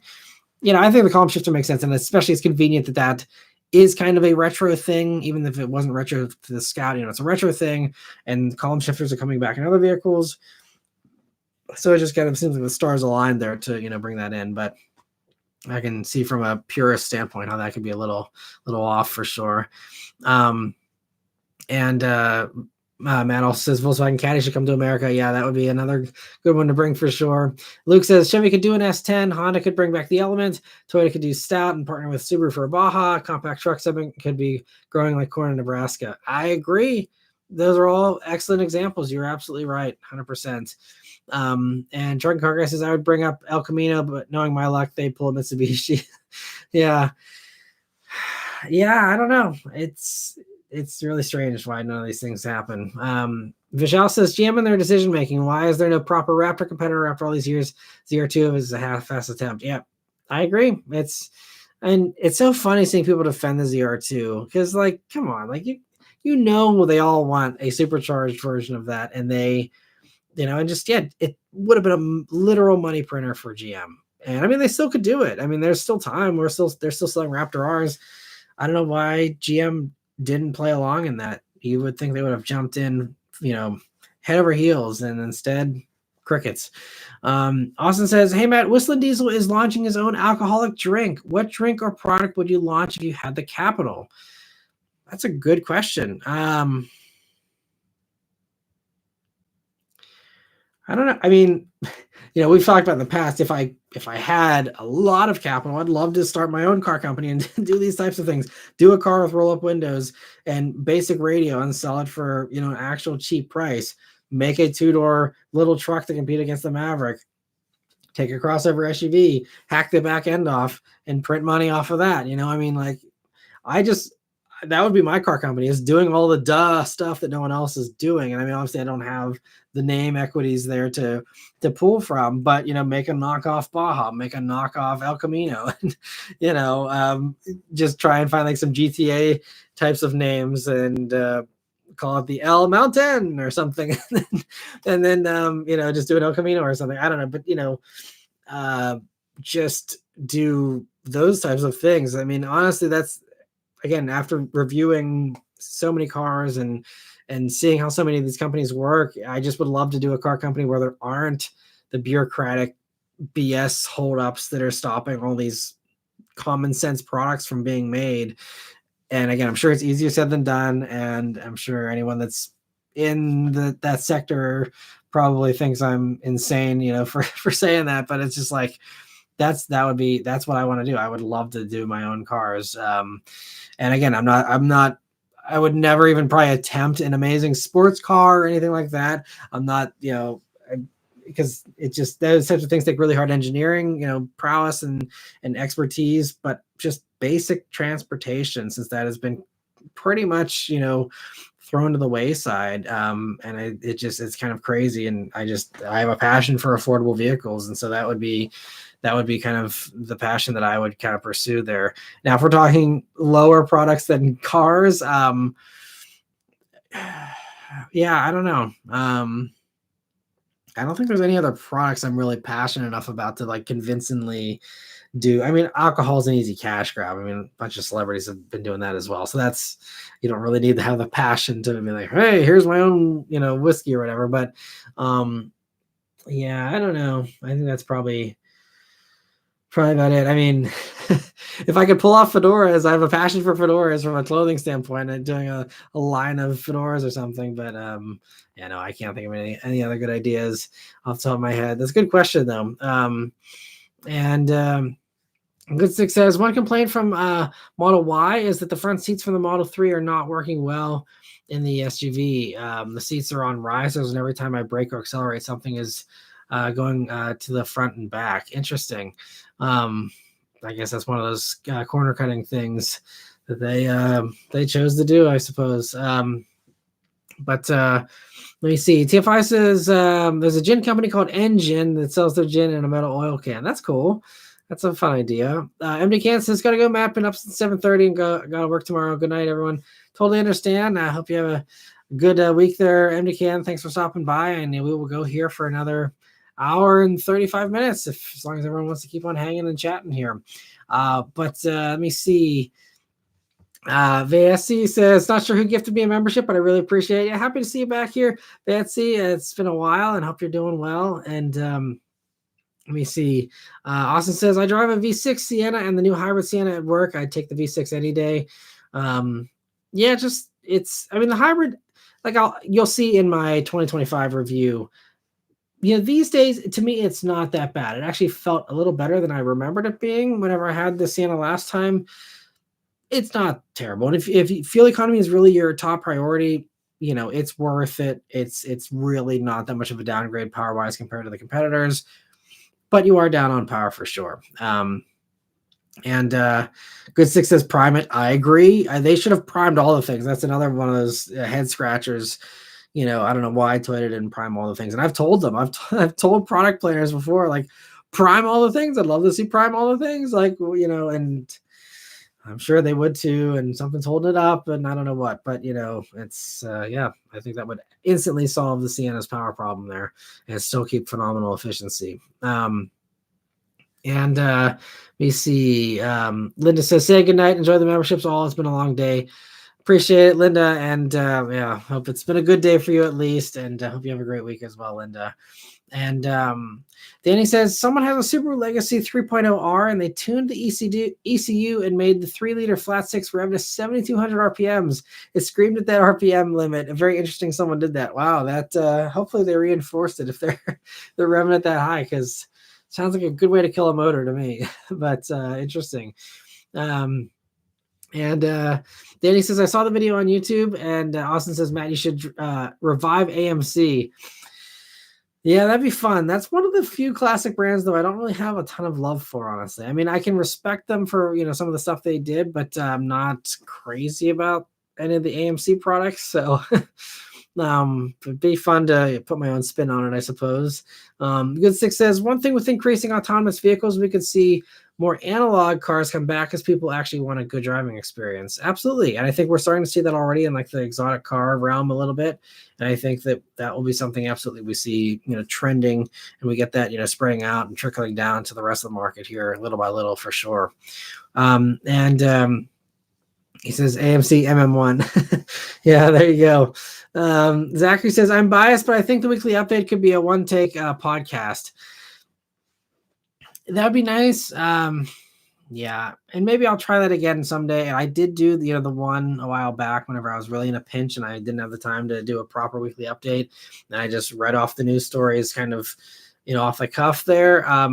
And just didn't seem like it was super well received. Yeah, I may try and do that at some point. It's also just like the research component of it takes a lot of time too. It's just not even necessarily the filming and the editing is certainly part of it, but honestly, it's just the fact that I spend an entire day compiling the news stories, developing my own takes on all these things, and kind of condensing all of the press releases or the other news stories out there, and pulling apart the parts that are worth repeating, the parts that aren't worth repeating, and sifting through everything. I mean, it takes an entire day. So that is really the problem there. So it would still require me to at least like skim through the story so I knew what I was talking about before I did a one-take podcast for sure. But yeah, I mean, there could be a way to maybe experiment with it, to do it in a very streamlined, quick and easy way, just to keep it around, for the few people that are still tuning in consistently. Because because yeah, I got to do something different with those. And I think, yeah, well, I'll talk more about it probably towards the end of the year or at the end of year kind of wrap up. But something's going to have to change in 2025, the weekly updates. Either they go away or they're a one take thing, or yeah, I think they're probably just going to have to go away. Because the thing that I've come to realize over the past few years, I think I've probably touched on some of this a little bit in the past, but I've actually just this past week at the Scout event, I was talking to some other YouTubers about this too, who kind of agreed that like if you're going to do news, you have to do it on a daily basis, because news is only exciting, any kind of news is only exciting in the first day or two. It's news whenever it's fresh and hot. Anyone who's into car news probably already heard all the stuff that I talk about by Friday. And those who are more casual, the few people that, again, it's the perfect niche of like they're more casual, but they want to hear everything and they don't mind waiting until Friday. And they like that rundown. That's just a very narrow slice of a pie there, of people who are into car news, which isn't a wide category anyway. And I think I'm also just like, I've just been really discouraged, honestly, seeing all of the stupid clickbait that gets hundreds of thousands of views from these garbage channels. And they're straight up lies. Every single week I see just like Car Edge and all these other crappy channels that just like Chrysler's going out of business. No, they're not. GM's done with EVs. No, they're not. Toyota's saying no more EVs. No, they're not. Just like straight up lies, like not even like flirting with the truth or like, it's like bold-faced BS. It's just like, I don't know how they sleep at night, but I mean, again, they're laughing all the way to the bank and that's great. It's just, there's like, as far as car news is concerned, really, we've turned into the National Enquirer here. It's like, I mean, I'm debating how much I say here. I've even seen, some other people that cover news that are, seeing the really full of crap BS stuff out there and then trying to kind of, do something similar in a slightly more integrity, with slightly more integrity. But I've seen some others even that cover news that, that I, was really, interested in their takes on some stuff.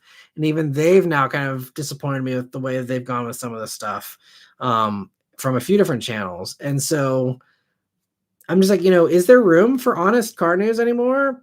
I mean, sure, it's nice to think like, oh, I'm the last holdout or whatever, but like it doesn't pay off. If no one's watching, no one's interested, if people just only want to listen to lies and want to click on what car company is pretending to go out of business this week or whatever, like,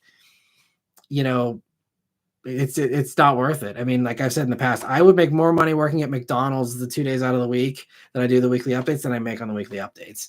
That's how little it pays. So that's why it's like I gotta stop them, or I have to do a one take, or I have to do something that takes like literally like an hour of time or less. Otherwise, it's not gonna be worth it. So it's just crappy. I mean, I see also as people chiming in here about the fake car content. Matt says my dad showed me some new car and I'm like, that's CGI. Yeah, and that's also, it's gonna get even worse as AI gets better with these, image generations. I mean, I get DMs and I get, people forwarding me like, oh, look at this new car. I'm like, no. And I even, I'm hearing people at the barber shop or people asking me about, oh, this, that, or the other. Did you see this new thing? And it's like, I think Zachary also talked about this as well, but I'm hearing this too. I'm starting to hear people saying, have you heard about this thing? Actually, I was just at a party last night and someone was like, did you hear about the new S2000? I'm like, there is no new S2000. It's like, everywhere. It's just it's overrun. And I'm over it. I'm over it. Like there is no such thing as real car news anymore. And no one wants to watch my stuff. So it's, again, I'm talking in generalities. I appreciate the few thousand of you that still do. And a few thousand is still a lot of people. But, again, just with the ad rates on YouTube, it really feels like no one is watching, and it's just not paying off. And so I'm just like, you know what? Like maybe this, I'm the last holdout in this crappy crap storm that we're in of car news. And I'm just like, I'm over it. And also, as we continue to go into the future, a lot of people are still not into EVs. What are the new vehicles coming out down the road? EVs. Maybe we have a few plug-in hybrids. Maybe we have some of these range extenders like the Scout. We have a few holdouts, but like, there's none of these things that are going to be appealing to anybody. So like, no one's going to want to watch for that reason. I think that's why the viewership has dropped off a lot, because people have told me they're tired of hearing about the EVs. And it's like, I'm covering new car news. If you want me to talk about the fun new cars coming out in 1978, I can go back and read the newspapers in 1978 and cover car news from 1978. But like, I'm covering car news today. It's going to be future EVs, and people don't want to hear that. So like, why would I bother spending 2 days out of my week, my very busy week, covering stuff that, eventually is going to go to zero anyway from a traditionalist car enthusiast standpoint. I've as we've seen, a lot of people are not excited about EVs. I think that will change eventually, but in the meantime, I'm not going to be doing videos for free, in hopes that someday people come around to EVs. Some people have, and some people, like some and not others. And again, I respect everyone's views on everything. It's, different strokes for different folks, but it's just, it doesn't make sense to do the weekly updates, I think, is the bottom line I'm coming to. And so again, I'm open to that idea. Sorry for the tangent, Zachary, but I'm open to, and that'll be my last ditch effort. I considered doing a separate dedicated channel and seeing if that helped with the algorithm component of it. But I think that I'm not even blaming the algorithm anymore. I don't really think it's that. I think it's just the competition out there. I mean, Doug also has now been doing a kind of car news podcast. It's not just car news, but like the second he started doing that podcast, I saw like 2,000 views evaporate. I used to get 10,000 views consistently on the weekly updates at least. Now I can't even count on 8,000. Most of the time it's 6 to 7 now. So, competition has chipped away at it. And I really don't think the algorithm honestly has anything to do with it anymore. It's just people are only interested in sensationalized fake bullcrap, or Doug's take on stuff, or just they're not into it because it's EVs, and they're not interested in the future. So that's kind of the full rundown on where I'm at right now with the weekly updates. So I know no one really asked, but I took the bait and just ran with a tangent there. So apologies for that. I see Austin, while we're on the topic here, before I move off of it, says it's not just cars, Matt. It's literally everything is clickbait these days. That is true. But I think at least with car reviews, there is still, you can have sensationalized titles and BS thumbnails and stuff if you want. But like, that is a little easier to be, I think, to compete, honestly, because it's like, you either have the car in your actual possession and you're giving your thoughts on it, or you don't. And I don't think, also because of the way, like the press cars work and invites work for these things, like you can, like, someone can't get a press car and then be like, this is the worst car I've ever driven. Like, I mean, I'm sure you could do that, a few times. And if you genuinely think that and you back it up sufficiently, then like most car companies are not going to be upset about that.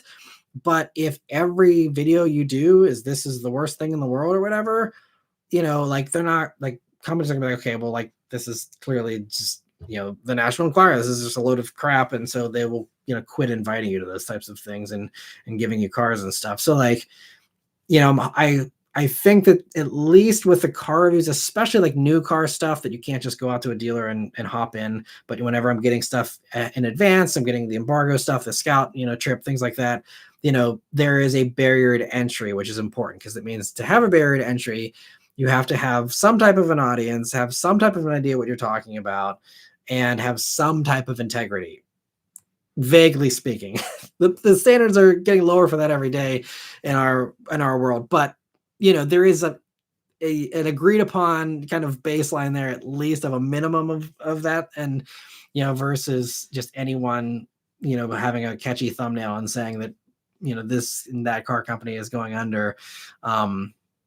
It's just the way it is. But and Austin says Savage Geese getting called out. I'm not referring to Savage Geese, if anyone thought that was one of the ones I was talking about. I love the Savage Geese guys, and I haven't seen anything of theirs that would cause me to be disappointed, really. I know they've had some I don't agree with them on everything, but I was just hanging out with Mark on the GR Corolla, Jack on the GR Corolla launch a week and a half ago, and he's fantastic. We had a great time. We were we were driving to the track together, just chatting about life and YouTube and all that stuff. Yeah, I mean, they're negative. I see Austin says they're negative, but I think the negativity is warranted in a lot of ways. So I don't blame that at all on them. No, it's mostly again just the car news and just seeing sensationalized news stories elsewhere, just online on websites and stuff, and then see YouTubers try and mimic that, whether it's the anti-EV hype and running with fake stories there, or it's, again, trying to go after like, oh, well, this company's really in trouble. And it's like, no, they're not in trouble. Like they're fine. And just trying to kind of, do similar types of things like that without being bold-faced liars like some of the other channels are, but it's kind of, yeah, it's been interesting to see how that has evolved this year, though. It's definitely been changing, I think, not for the better. But yeah, Matt says, would you consider a co-host? I'd be open to a co-host. It just, the problem with that is it would have to be someone local. It would have to be, and again, my profit margins are way too thin. I don't get enough views to pay a co-host. So I'm really just making enough ends meet to get by on my own. I mean, I literally had to sell the bullet this year because I don't have a whole lot of money to spend and invest in stuff like that. So co-host would be fun if they wanted to work for free. But then that wouldn't be fair to them, So yeah, no co-host in the plans. But yeah, it'd be fun to do. I know that was kind of one of the fads I kind of missed out on with the buddy reviews that everyone was doing and continues to do here. That was very popular for a while. And Austin says, Scotty Kilmer rip. Now you're getting warmer with reading in between the lines there. But Mr. 504, thank you so much for the super chat. He says, when the Chevy GMC Express is going to get redesigned? I don't know. That's one that, yeah, I feel like they probably should at some point here. I'm kind of surprised they didn't do something whenever like Ford did the new Transit fans and stuff to, do something a little bit more of a, fuel economy kind of thing just to improve their fleet numbers, because they sell a lot of them. And I think that's might be a different set of classifications and rules, but I mean, all that stuff's, getting hammered with stuff eventually here. So, yeah, I'm surprised. I guess there has to be something coming soon at some point. I don't know, maybe soon is too aggressive of a word, but yeah, there's got to be something at some point. I think they can't keep those going for another 10 years, I don't think. And let me see, getting back here, I don't want to miss too many of the other member questions that I skipped here earlier, but let me see. Cara says, what are some of your favorite experiences from working on cars? I have fond memories of learning to work on my first car, an 86 Super GL. Most fun was replacing the timing belts with my younger brother. That's awesome. You have great memories. I'm trying to think.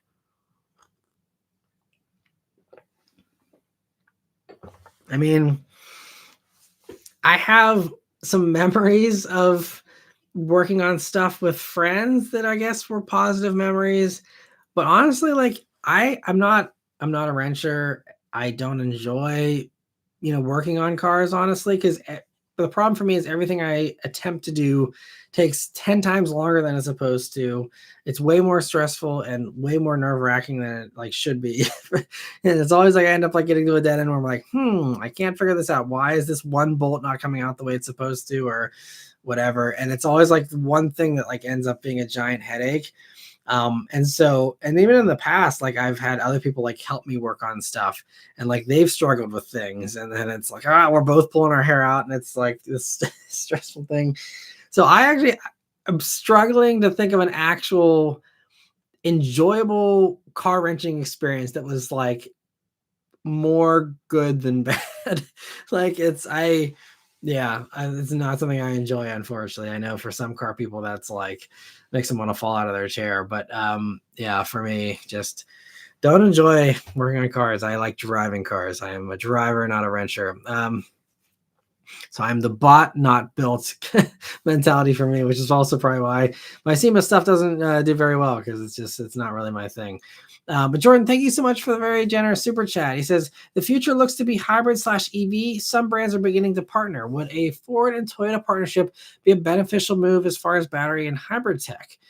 Um, I don't know. I mean, I think that both of those companies actually have really good hybrid uh, technologies that would be better served partnering with companies that didn't have those things in place. I think Ford and Toyota, yeah, are kind of, to me, a very level playing field as far as the kind of hybrids that they offer and stuff. So I don't think there's any way that one could really benefit the other.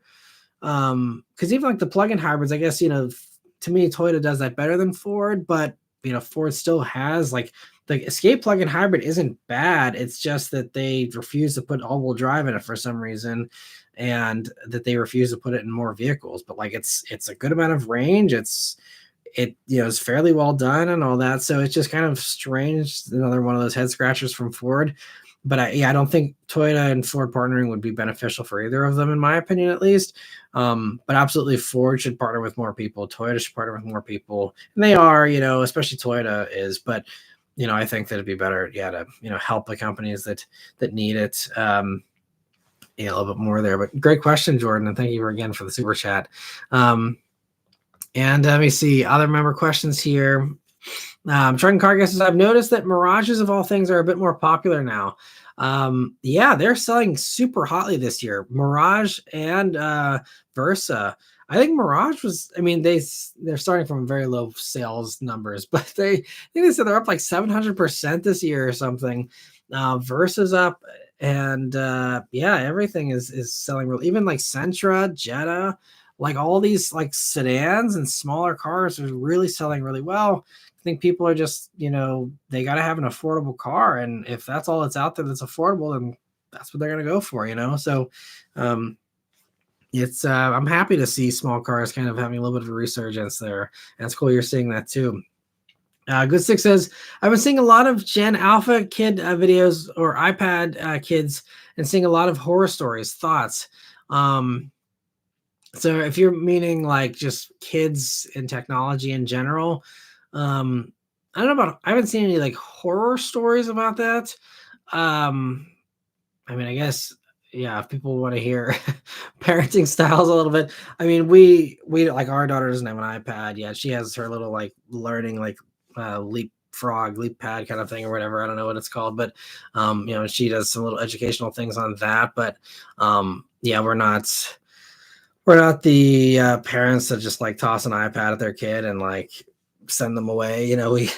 We're very hands-on, maybe even to a fault, but very engaged, and so we try and limit screen time a little bit. And she watches a lot of TV, but we don't. She doesn't have an iPad. I mean, that'll come eventually. I think she actually gets it in school once she starts going to elementary school, but yeah, we're not super into iPads in front of kids 24/7 like some others are, but everyone has their own style, that does their own thing.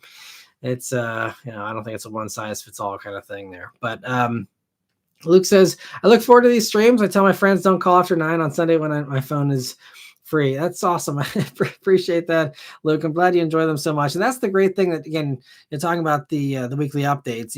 I'd much rather even just do a second live and just kind of hang out again, even for another 2 hours. Like, it's still far less time than I spend on a weekly update. And it's again, just fun, just chatting and hanging out. And I know even YouTube has been suggesting like, oh, like people should do like 2 lives a week. That's something they've even suggested to me. And I'm like, I don't know. I know in the past, like, B. Mitchell and others have suggested doing like a live junkyard walk once a week, which I could totally do. And that is something I'm thinking about working in. And that is, probably one of the top contenders for what will replace the weekly updates if they do go away. But yeah, I think leaning in, that's, a trend we're seeing is more and more live. And that's music to my ears, because the more live stuff I can do, the more I'm engaging with you guys and getting to have fun hanging out with you guys. And it's way less work for me. And, if from an ad revenue standpoint and from a supers and gifting and all that kind of standpoint, it evens out, compared to a weekly update or a review or whatever, then like I'm all for just, being live as much as people want to hear me talk. Honestly, like, I'm happy to do it. It's because, again, this is fun for me, and I'm happy it's fun for you guys as well. And so I'm glad you enjoy it, Luke.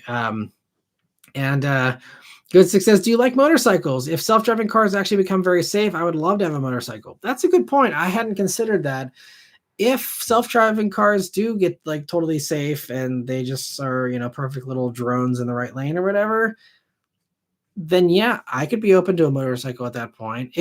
But see, I think that the only world where I would actually be, I mean, I guess I'd feel safer if I knew only enthusiasts were like driving driven vehicles, because I would like to think that most enthusiasts are pretty engaged with the driving experience, and you'd like to think that they'd be better drivers.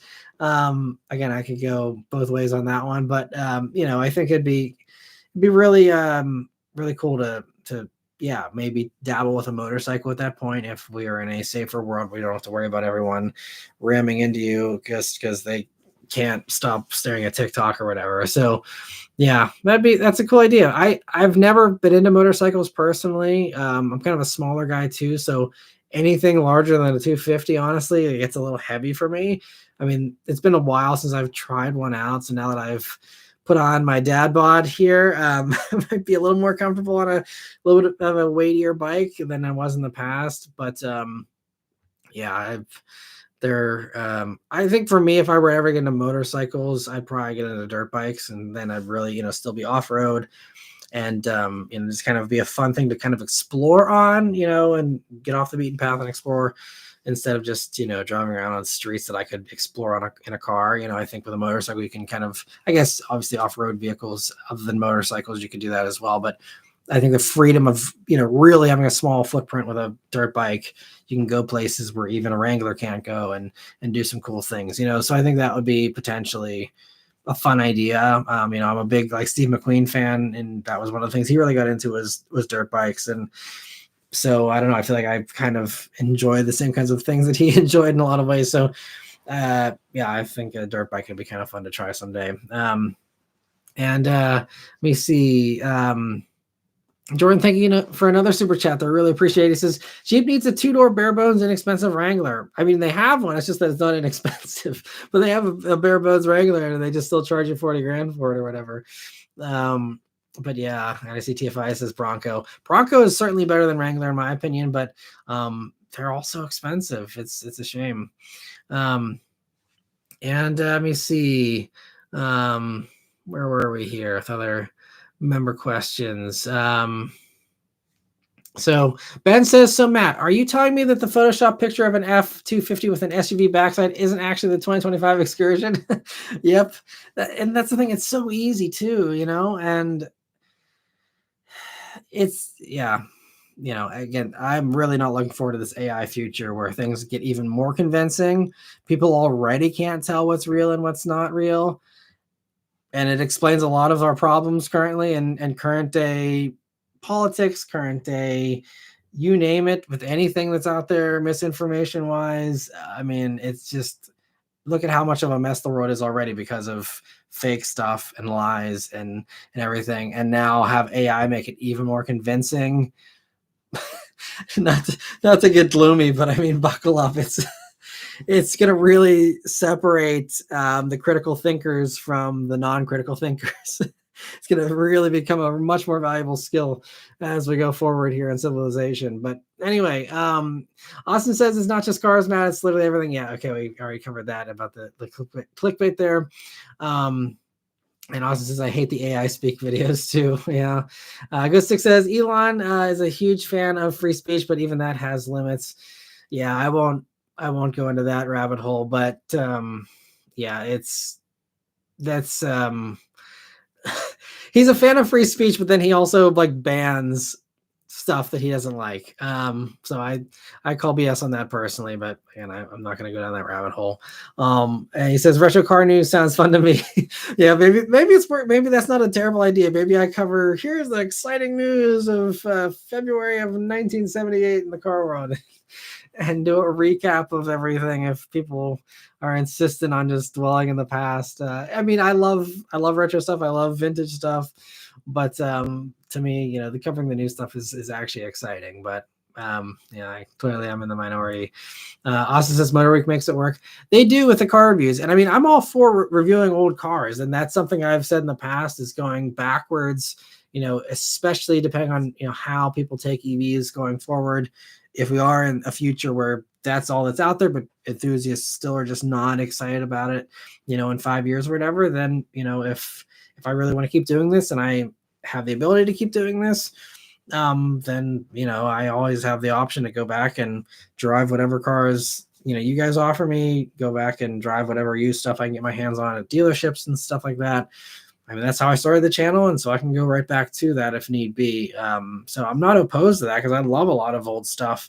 If people aren't excited about the future, again, I can I can pretend to ignore the future as far as the channel is concerned as well. But let me see. Patrick says, I'm waiting for you to tell me when Subaru brings back the Baja. I know. I hope I can deliver that news someday. We'll see if Subaru ever wakes up and smells the coffee. But Blackstar SI, thank you so much for a super chat. They say, just want to say thank you for the personal time you put into your content. It's not easy at all, but I know that all of us here appreciate you immensely. I appreciate that so much. And just thank you. I mean, I know it's annoying to talk about on here because I'm really preaching to the choir with this stuff, and I know that the bigger issue with this channel is just the widespread appeal. Obviously, if you're one of the currently 85 people hanging out with me here on a Sunday night at nearly 11 o'clock at night, I know you guys are huge fans and really supportive, and I'm immensely thankful for that. And I wish that I could just worry about the 85 in here and not worry about the hundreds of thousands of others out there that I have to try and appeal to with videos every month, but that's part of the job, and so I'm going to try my best at doing that. But I just like being transparent with you guys, because I know that to me it's just important to be real and not try and be some fake YouTuber who's pretending to have it all together and be on top of the world and all this. It's it's definitely not the case for me. But Jordan, thank you so much for a super chat as well. He says, Matt, Chad and I both ask for you to keep my AI car question as a short. It's happening soon. AI designing the perfect car for humanity. AI car question as a short. So if you mean I'm trying to think of which AI. If you mean this one in particular, AI designing the perfect car for humanity. So yeah, we talked about that. I think that I thought I made that on a short, or maybe did I do it as a regular video and I need to turn it into a short is maybe what you're suggesting. I'm trying to figure out exactly. Sorry. But yeah, because we talked about that a while back, and I think it is at least out there. And I know YouTube has actually said recently that they're turning any vertical or square videos on the platform into shorts automatically if they are 3 minutes or less now, and they're going to start converting all those over. But I don't think there's any of mine that I made vertical. But Austin says AI will design a car that looks like Will Smith eating spaghetti. Nice. Yeah, that's pretty much. But yeah, I think that's one of the things I'm going to try and experiment with. There are a lot of these AI editors that I'm going to see if I can get them to start clipping from the live stream here, like some highlights, and putting those in, because I know a lot of others are doing that. And if I can have AI literally automatically like prepackage 10 videos out of each live and upload those kind of in the background, that would be a nice way to try and again spread the net as wide as possible here to try and bring in some new viewers too. But again, thank you so much, Jordan, for the support. And I'll have to look into that and see. Usually most of those lives here, it's fairly easy to box me in a vertical format here to turn them into shorts. It's just, shorts have never really paid off for me, unfortunately, in the times that I've dabbled in them. I mean, they still get a few views, but just shorts pay nothing. So that's why if I invest any time beyond like 5 minutes into it, then it's a waste of time. So that's kind of my hesitation with any of the short form stuff right now. But let me see. Try and wrap up the last few questions here before we hit the 2 hour mark. But Good Six says, unfortunately, for Tesla, hate on them for being the one car company that really pushed for EVs. And because of Tesla, people blame them for making them popular and other companies to follow. If it wasn't for Tesla, car companies would still make insane engines.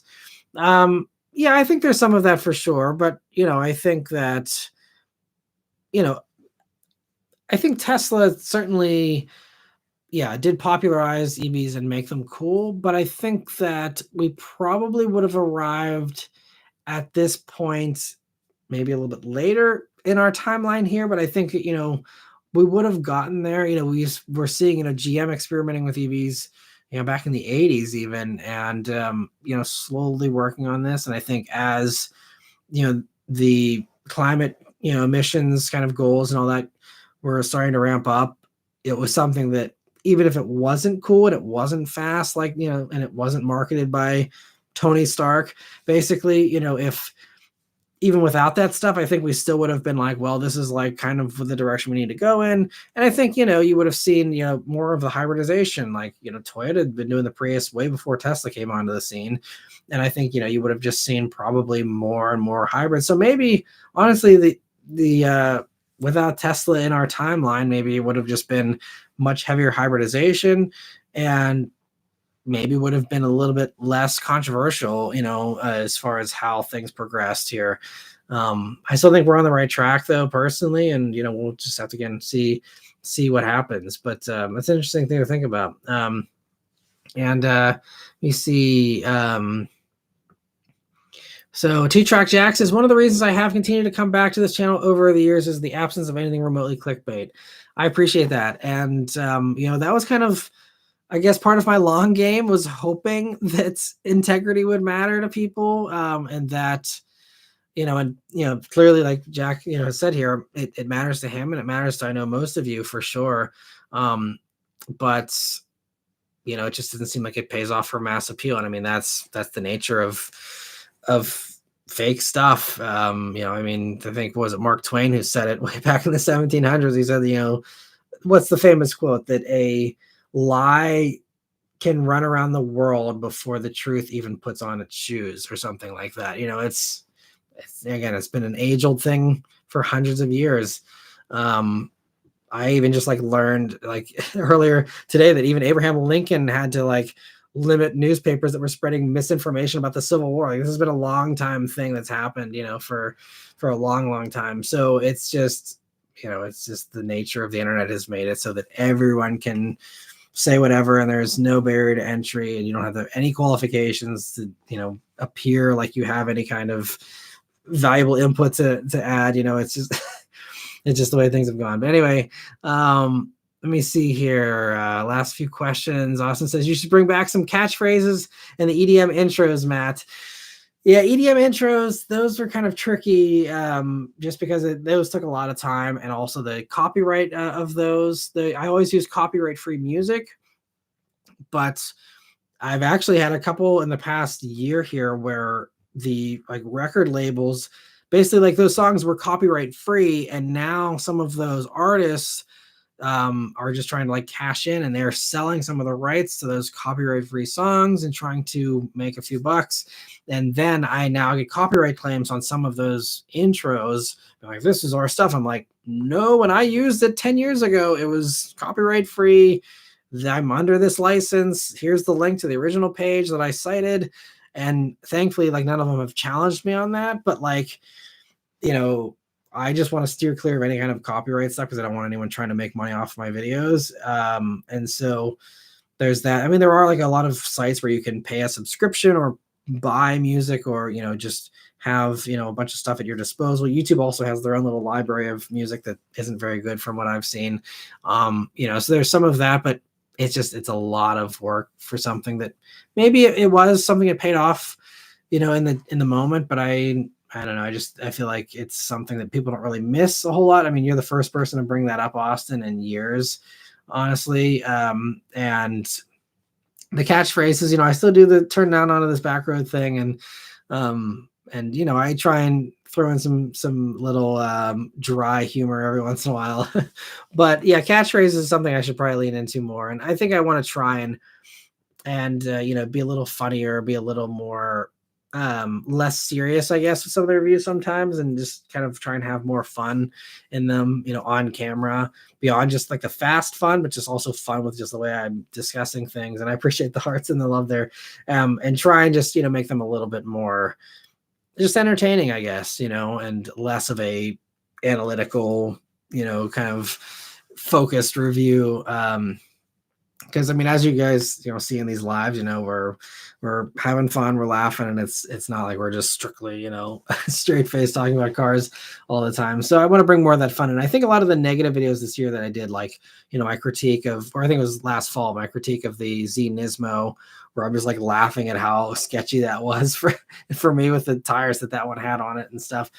Some of those, I think, especially those are the ones when I can be negative, where I have issues with the car, where I really can have fun with it and really play it up and stuff. So I think there's some of that I want to, kind of lean into a little bit more, while also still being very much authentic, straight up, and, not trying to exaggerate things or sensationalize anything either. So it's a fine line. I think that like some people, like, Jeremy Clarkson in many cases did a very good job of doing this. James May does a very good job of doing this, just very hilariously describing things and packaging things in a better way. So that's something I'm continuing to work on for sure. And TFI says, if it ain't broke, don't fix it. This message brought to you by the Outlander Sport. That's true. Yeah, another one that keeps on kicking here, surprisingly. I don't know, what's that, 10 years old at this point? Truck and Car Guy says, I can confirm we have like 3 or 4 transits at my rental and have seen literally 1 express. Wow. Yeah, it seems like, again, the fleets know, like, they want something that's more fuel efficient. So you would think that just from a competitive standpoint, Chevy would have done something by now. TFI says, what about the catback install on the BRZ? Was that a pain in the butt or was that enjoyable? That was okay. The only reason why that was okay was because I had a friend of mine who put it on for me. Basically, I helped him a little bit, but again, I'm not very handy. So he handled the heavy lifting on that one. And so, yeah, that was, I mean, exhausts are pretty easy. So that one's fairly straightforward, not too bad. But yeah, that's even that one was not my favorite experience either. Because with that, anytime anyone helps me with anything, I always feel like I feel guilty about the help, because it's just my personality and the stuff that I'm personally working through. But so anytime someone's helping me, I'm always feeling indebted to them. And then it's so if I'm not doing it on my own, then there's also negative feelings there too sometimes. But David says, I've had a 2025 Camry XLE all-wheel drive for 5 months and I love it. Don't have access to charging at my home/apartment complex, so EVs weren't a consideration. Totally makes sense, and I completely agree. If you live in an apartment or you can't plug in every night, or at your job, I don't recommend an EV anyway. And that's great that the Camry's been working for you. That's awesome, and they're really fun. I'll be having this, or not this week, next week. The following week here, I'll be having actually on election day, I'll have my week with video on the Camry of my thoughts of living with one for a week. And yeah, it's a really good car still. They did a really good job on the new Camrys. Let me see. So Austin says, Ford should bring back the Probe. Changed my mind. Yeah, I think just the name would be problematic these days on its own. But I mean, it'd be cool to see another little coupe from Ford for sure. TFI supporting the dad bod here. Yep, it is what it is.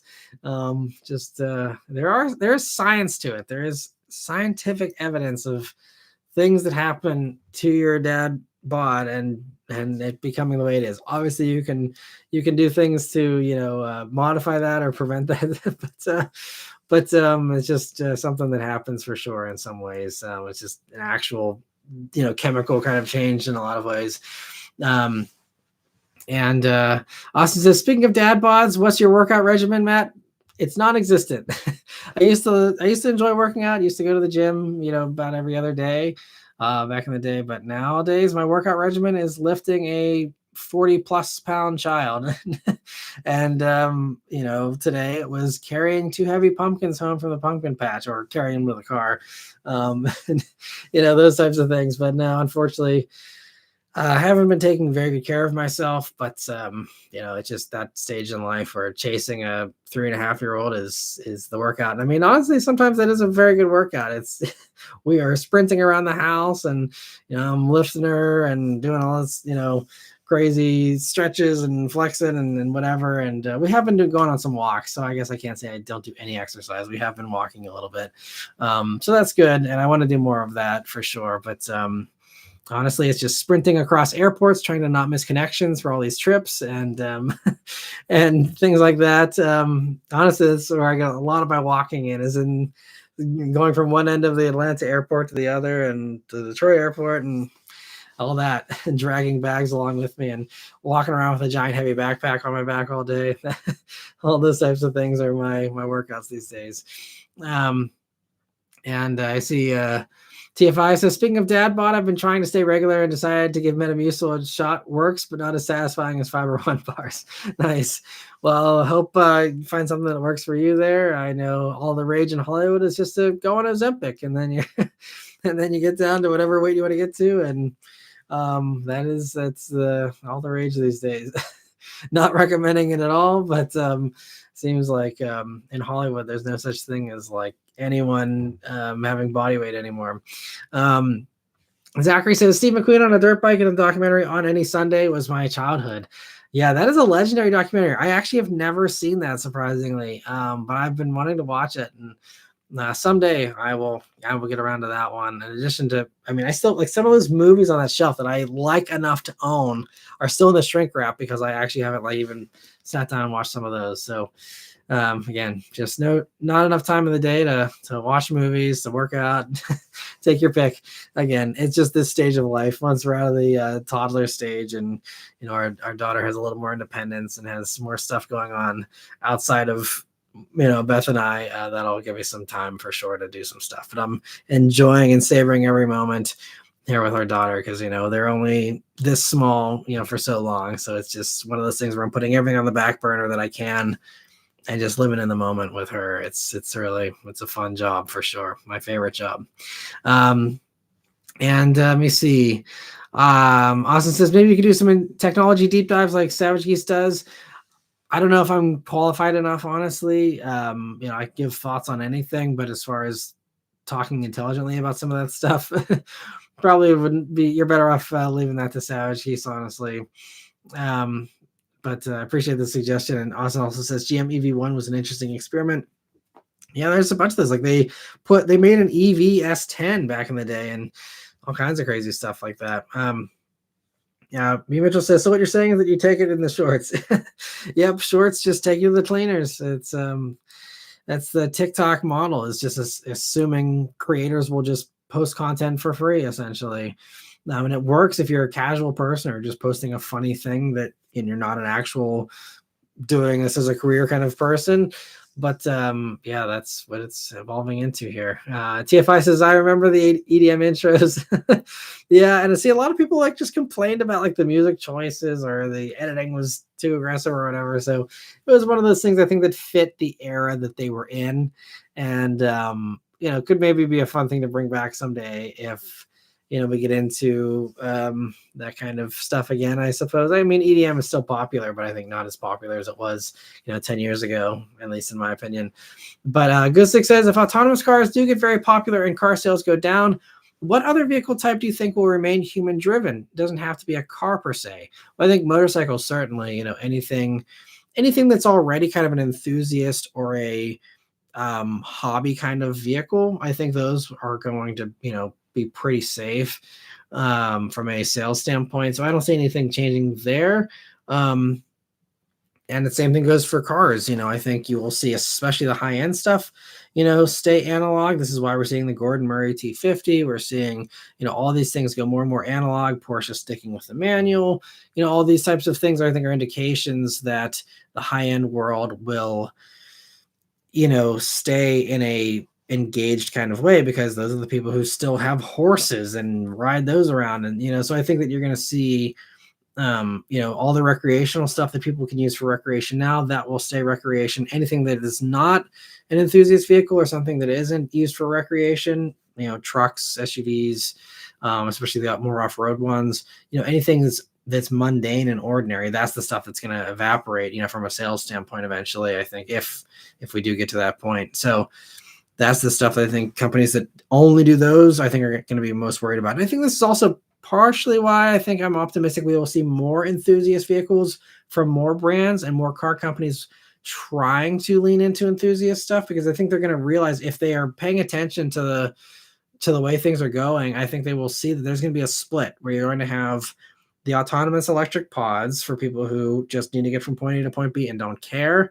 And then you're going to have people who actually enjoy it. And car companies are going to have to make a choice. They're going to say, are we going to be an autonomous pod company? Are we going to be a sports car company? Or are we going to do both? I think you can still do both, but that's a very clear distinction. There's not going to be any more hot, souped up Civic SIs. Like it's going to be like you're going to have a Civic pod or you're going to have a Type R. It's going to be this more split, like there's no middle ground anymore is what you're going to have, I think. And so, I think you're going to see companies get more extreme and really soften up the soft stuff and really hardcore up the hardcore stuff and deliver exactly what people want for those two markets really well, instead of having a Swiss Army knife, jack of all trades kind of vehicle, because there's not going to be that kind of a vehicle anymore. I don't think you're going to have everyone hop on a Robotaxi potentially or something else, in the distant future instead, for just, a boring trip they're not trying to have fun in, but then, have the fun stuff for those people that do want to have fun still in a vehicle. So I think that's really the way I see things going with all that. And B. Mitchell says, got to go. I'm working in Minot, not Minot. Okay, Minot. Working in Minot, North Dakota this week. So they'll be shutting off the generator and rolling up the sidewalk shortly. Nice.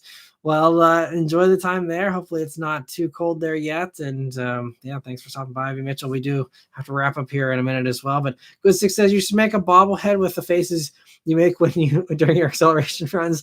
I'd love it when I floor my Tesla everywhere. That's funny. That's actually a good idea. I don't know how to incorporate that, but if I could find someone that does good little like car small bobbleheads, that could be fun. And let me see. Austin says, speaking of Clarkson, he had a new heart attack the other week. He really needs to work on his health. Near heart attack. Yeah, I just read about that. And he still smokes like a lot too, which, I can kind of appreciate the old school appeal of smoking from a like cool standpoint, I guess.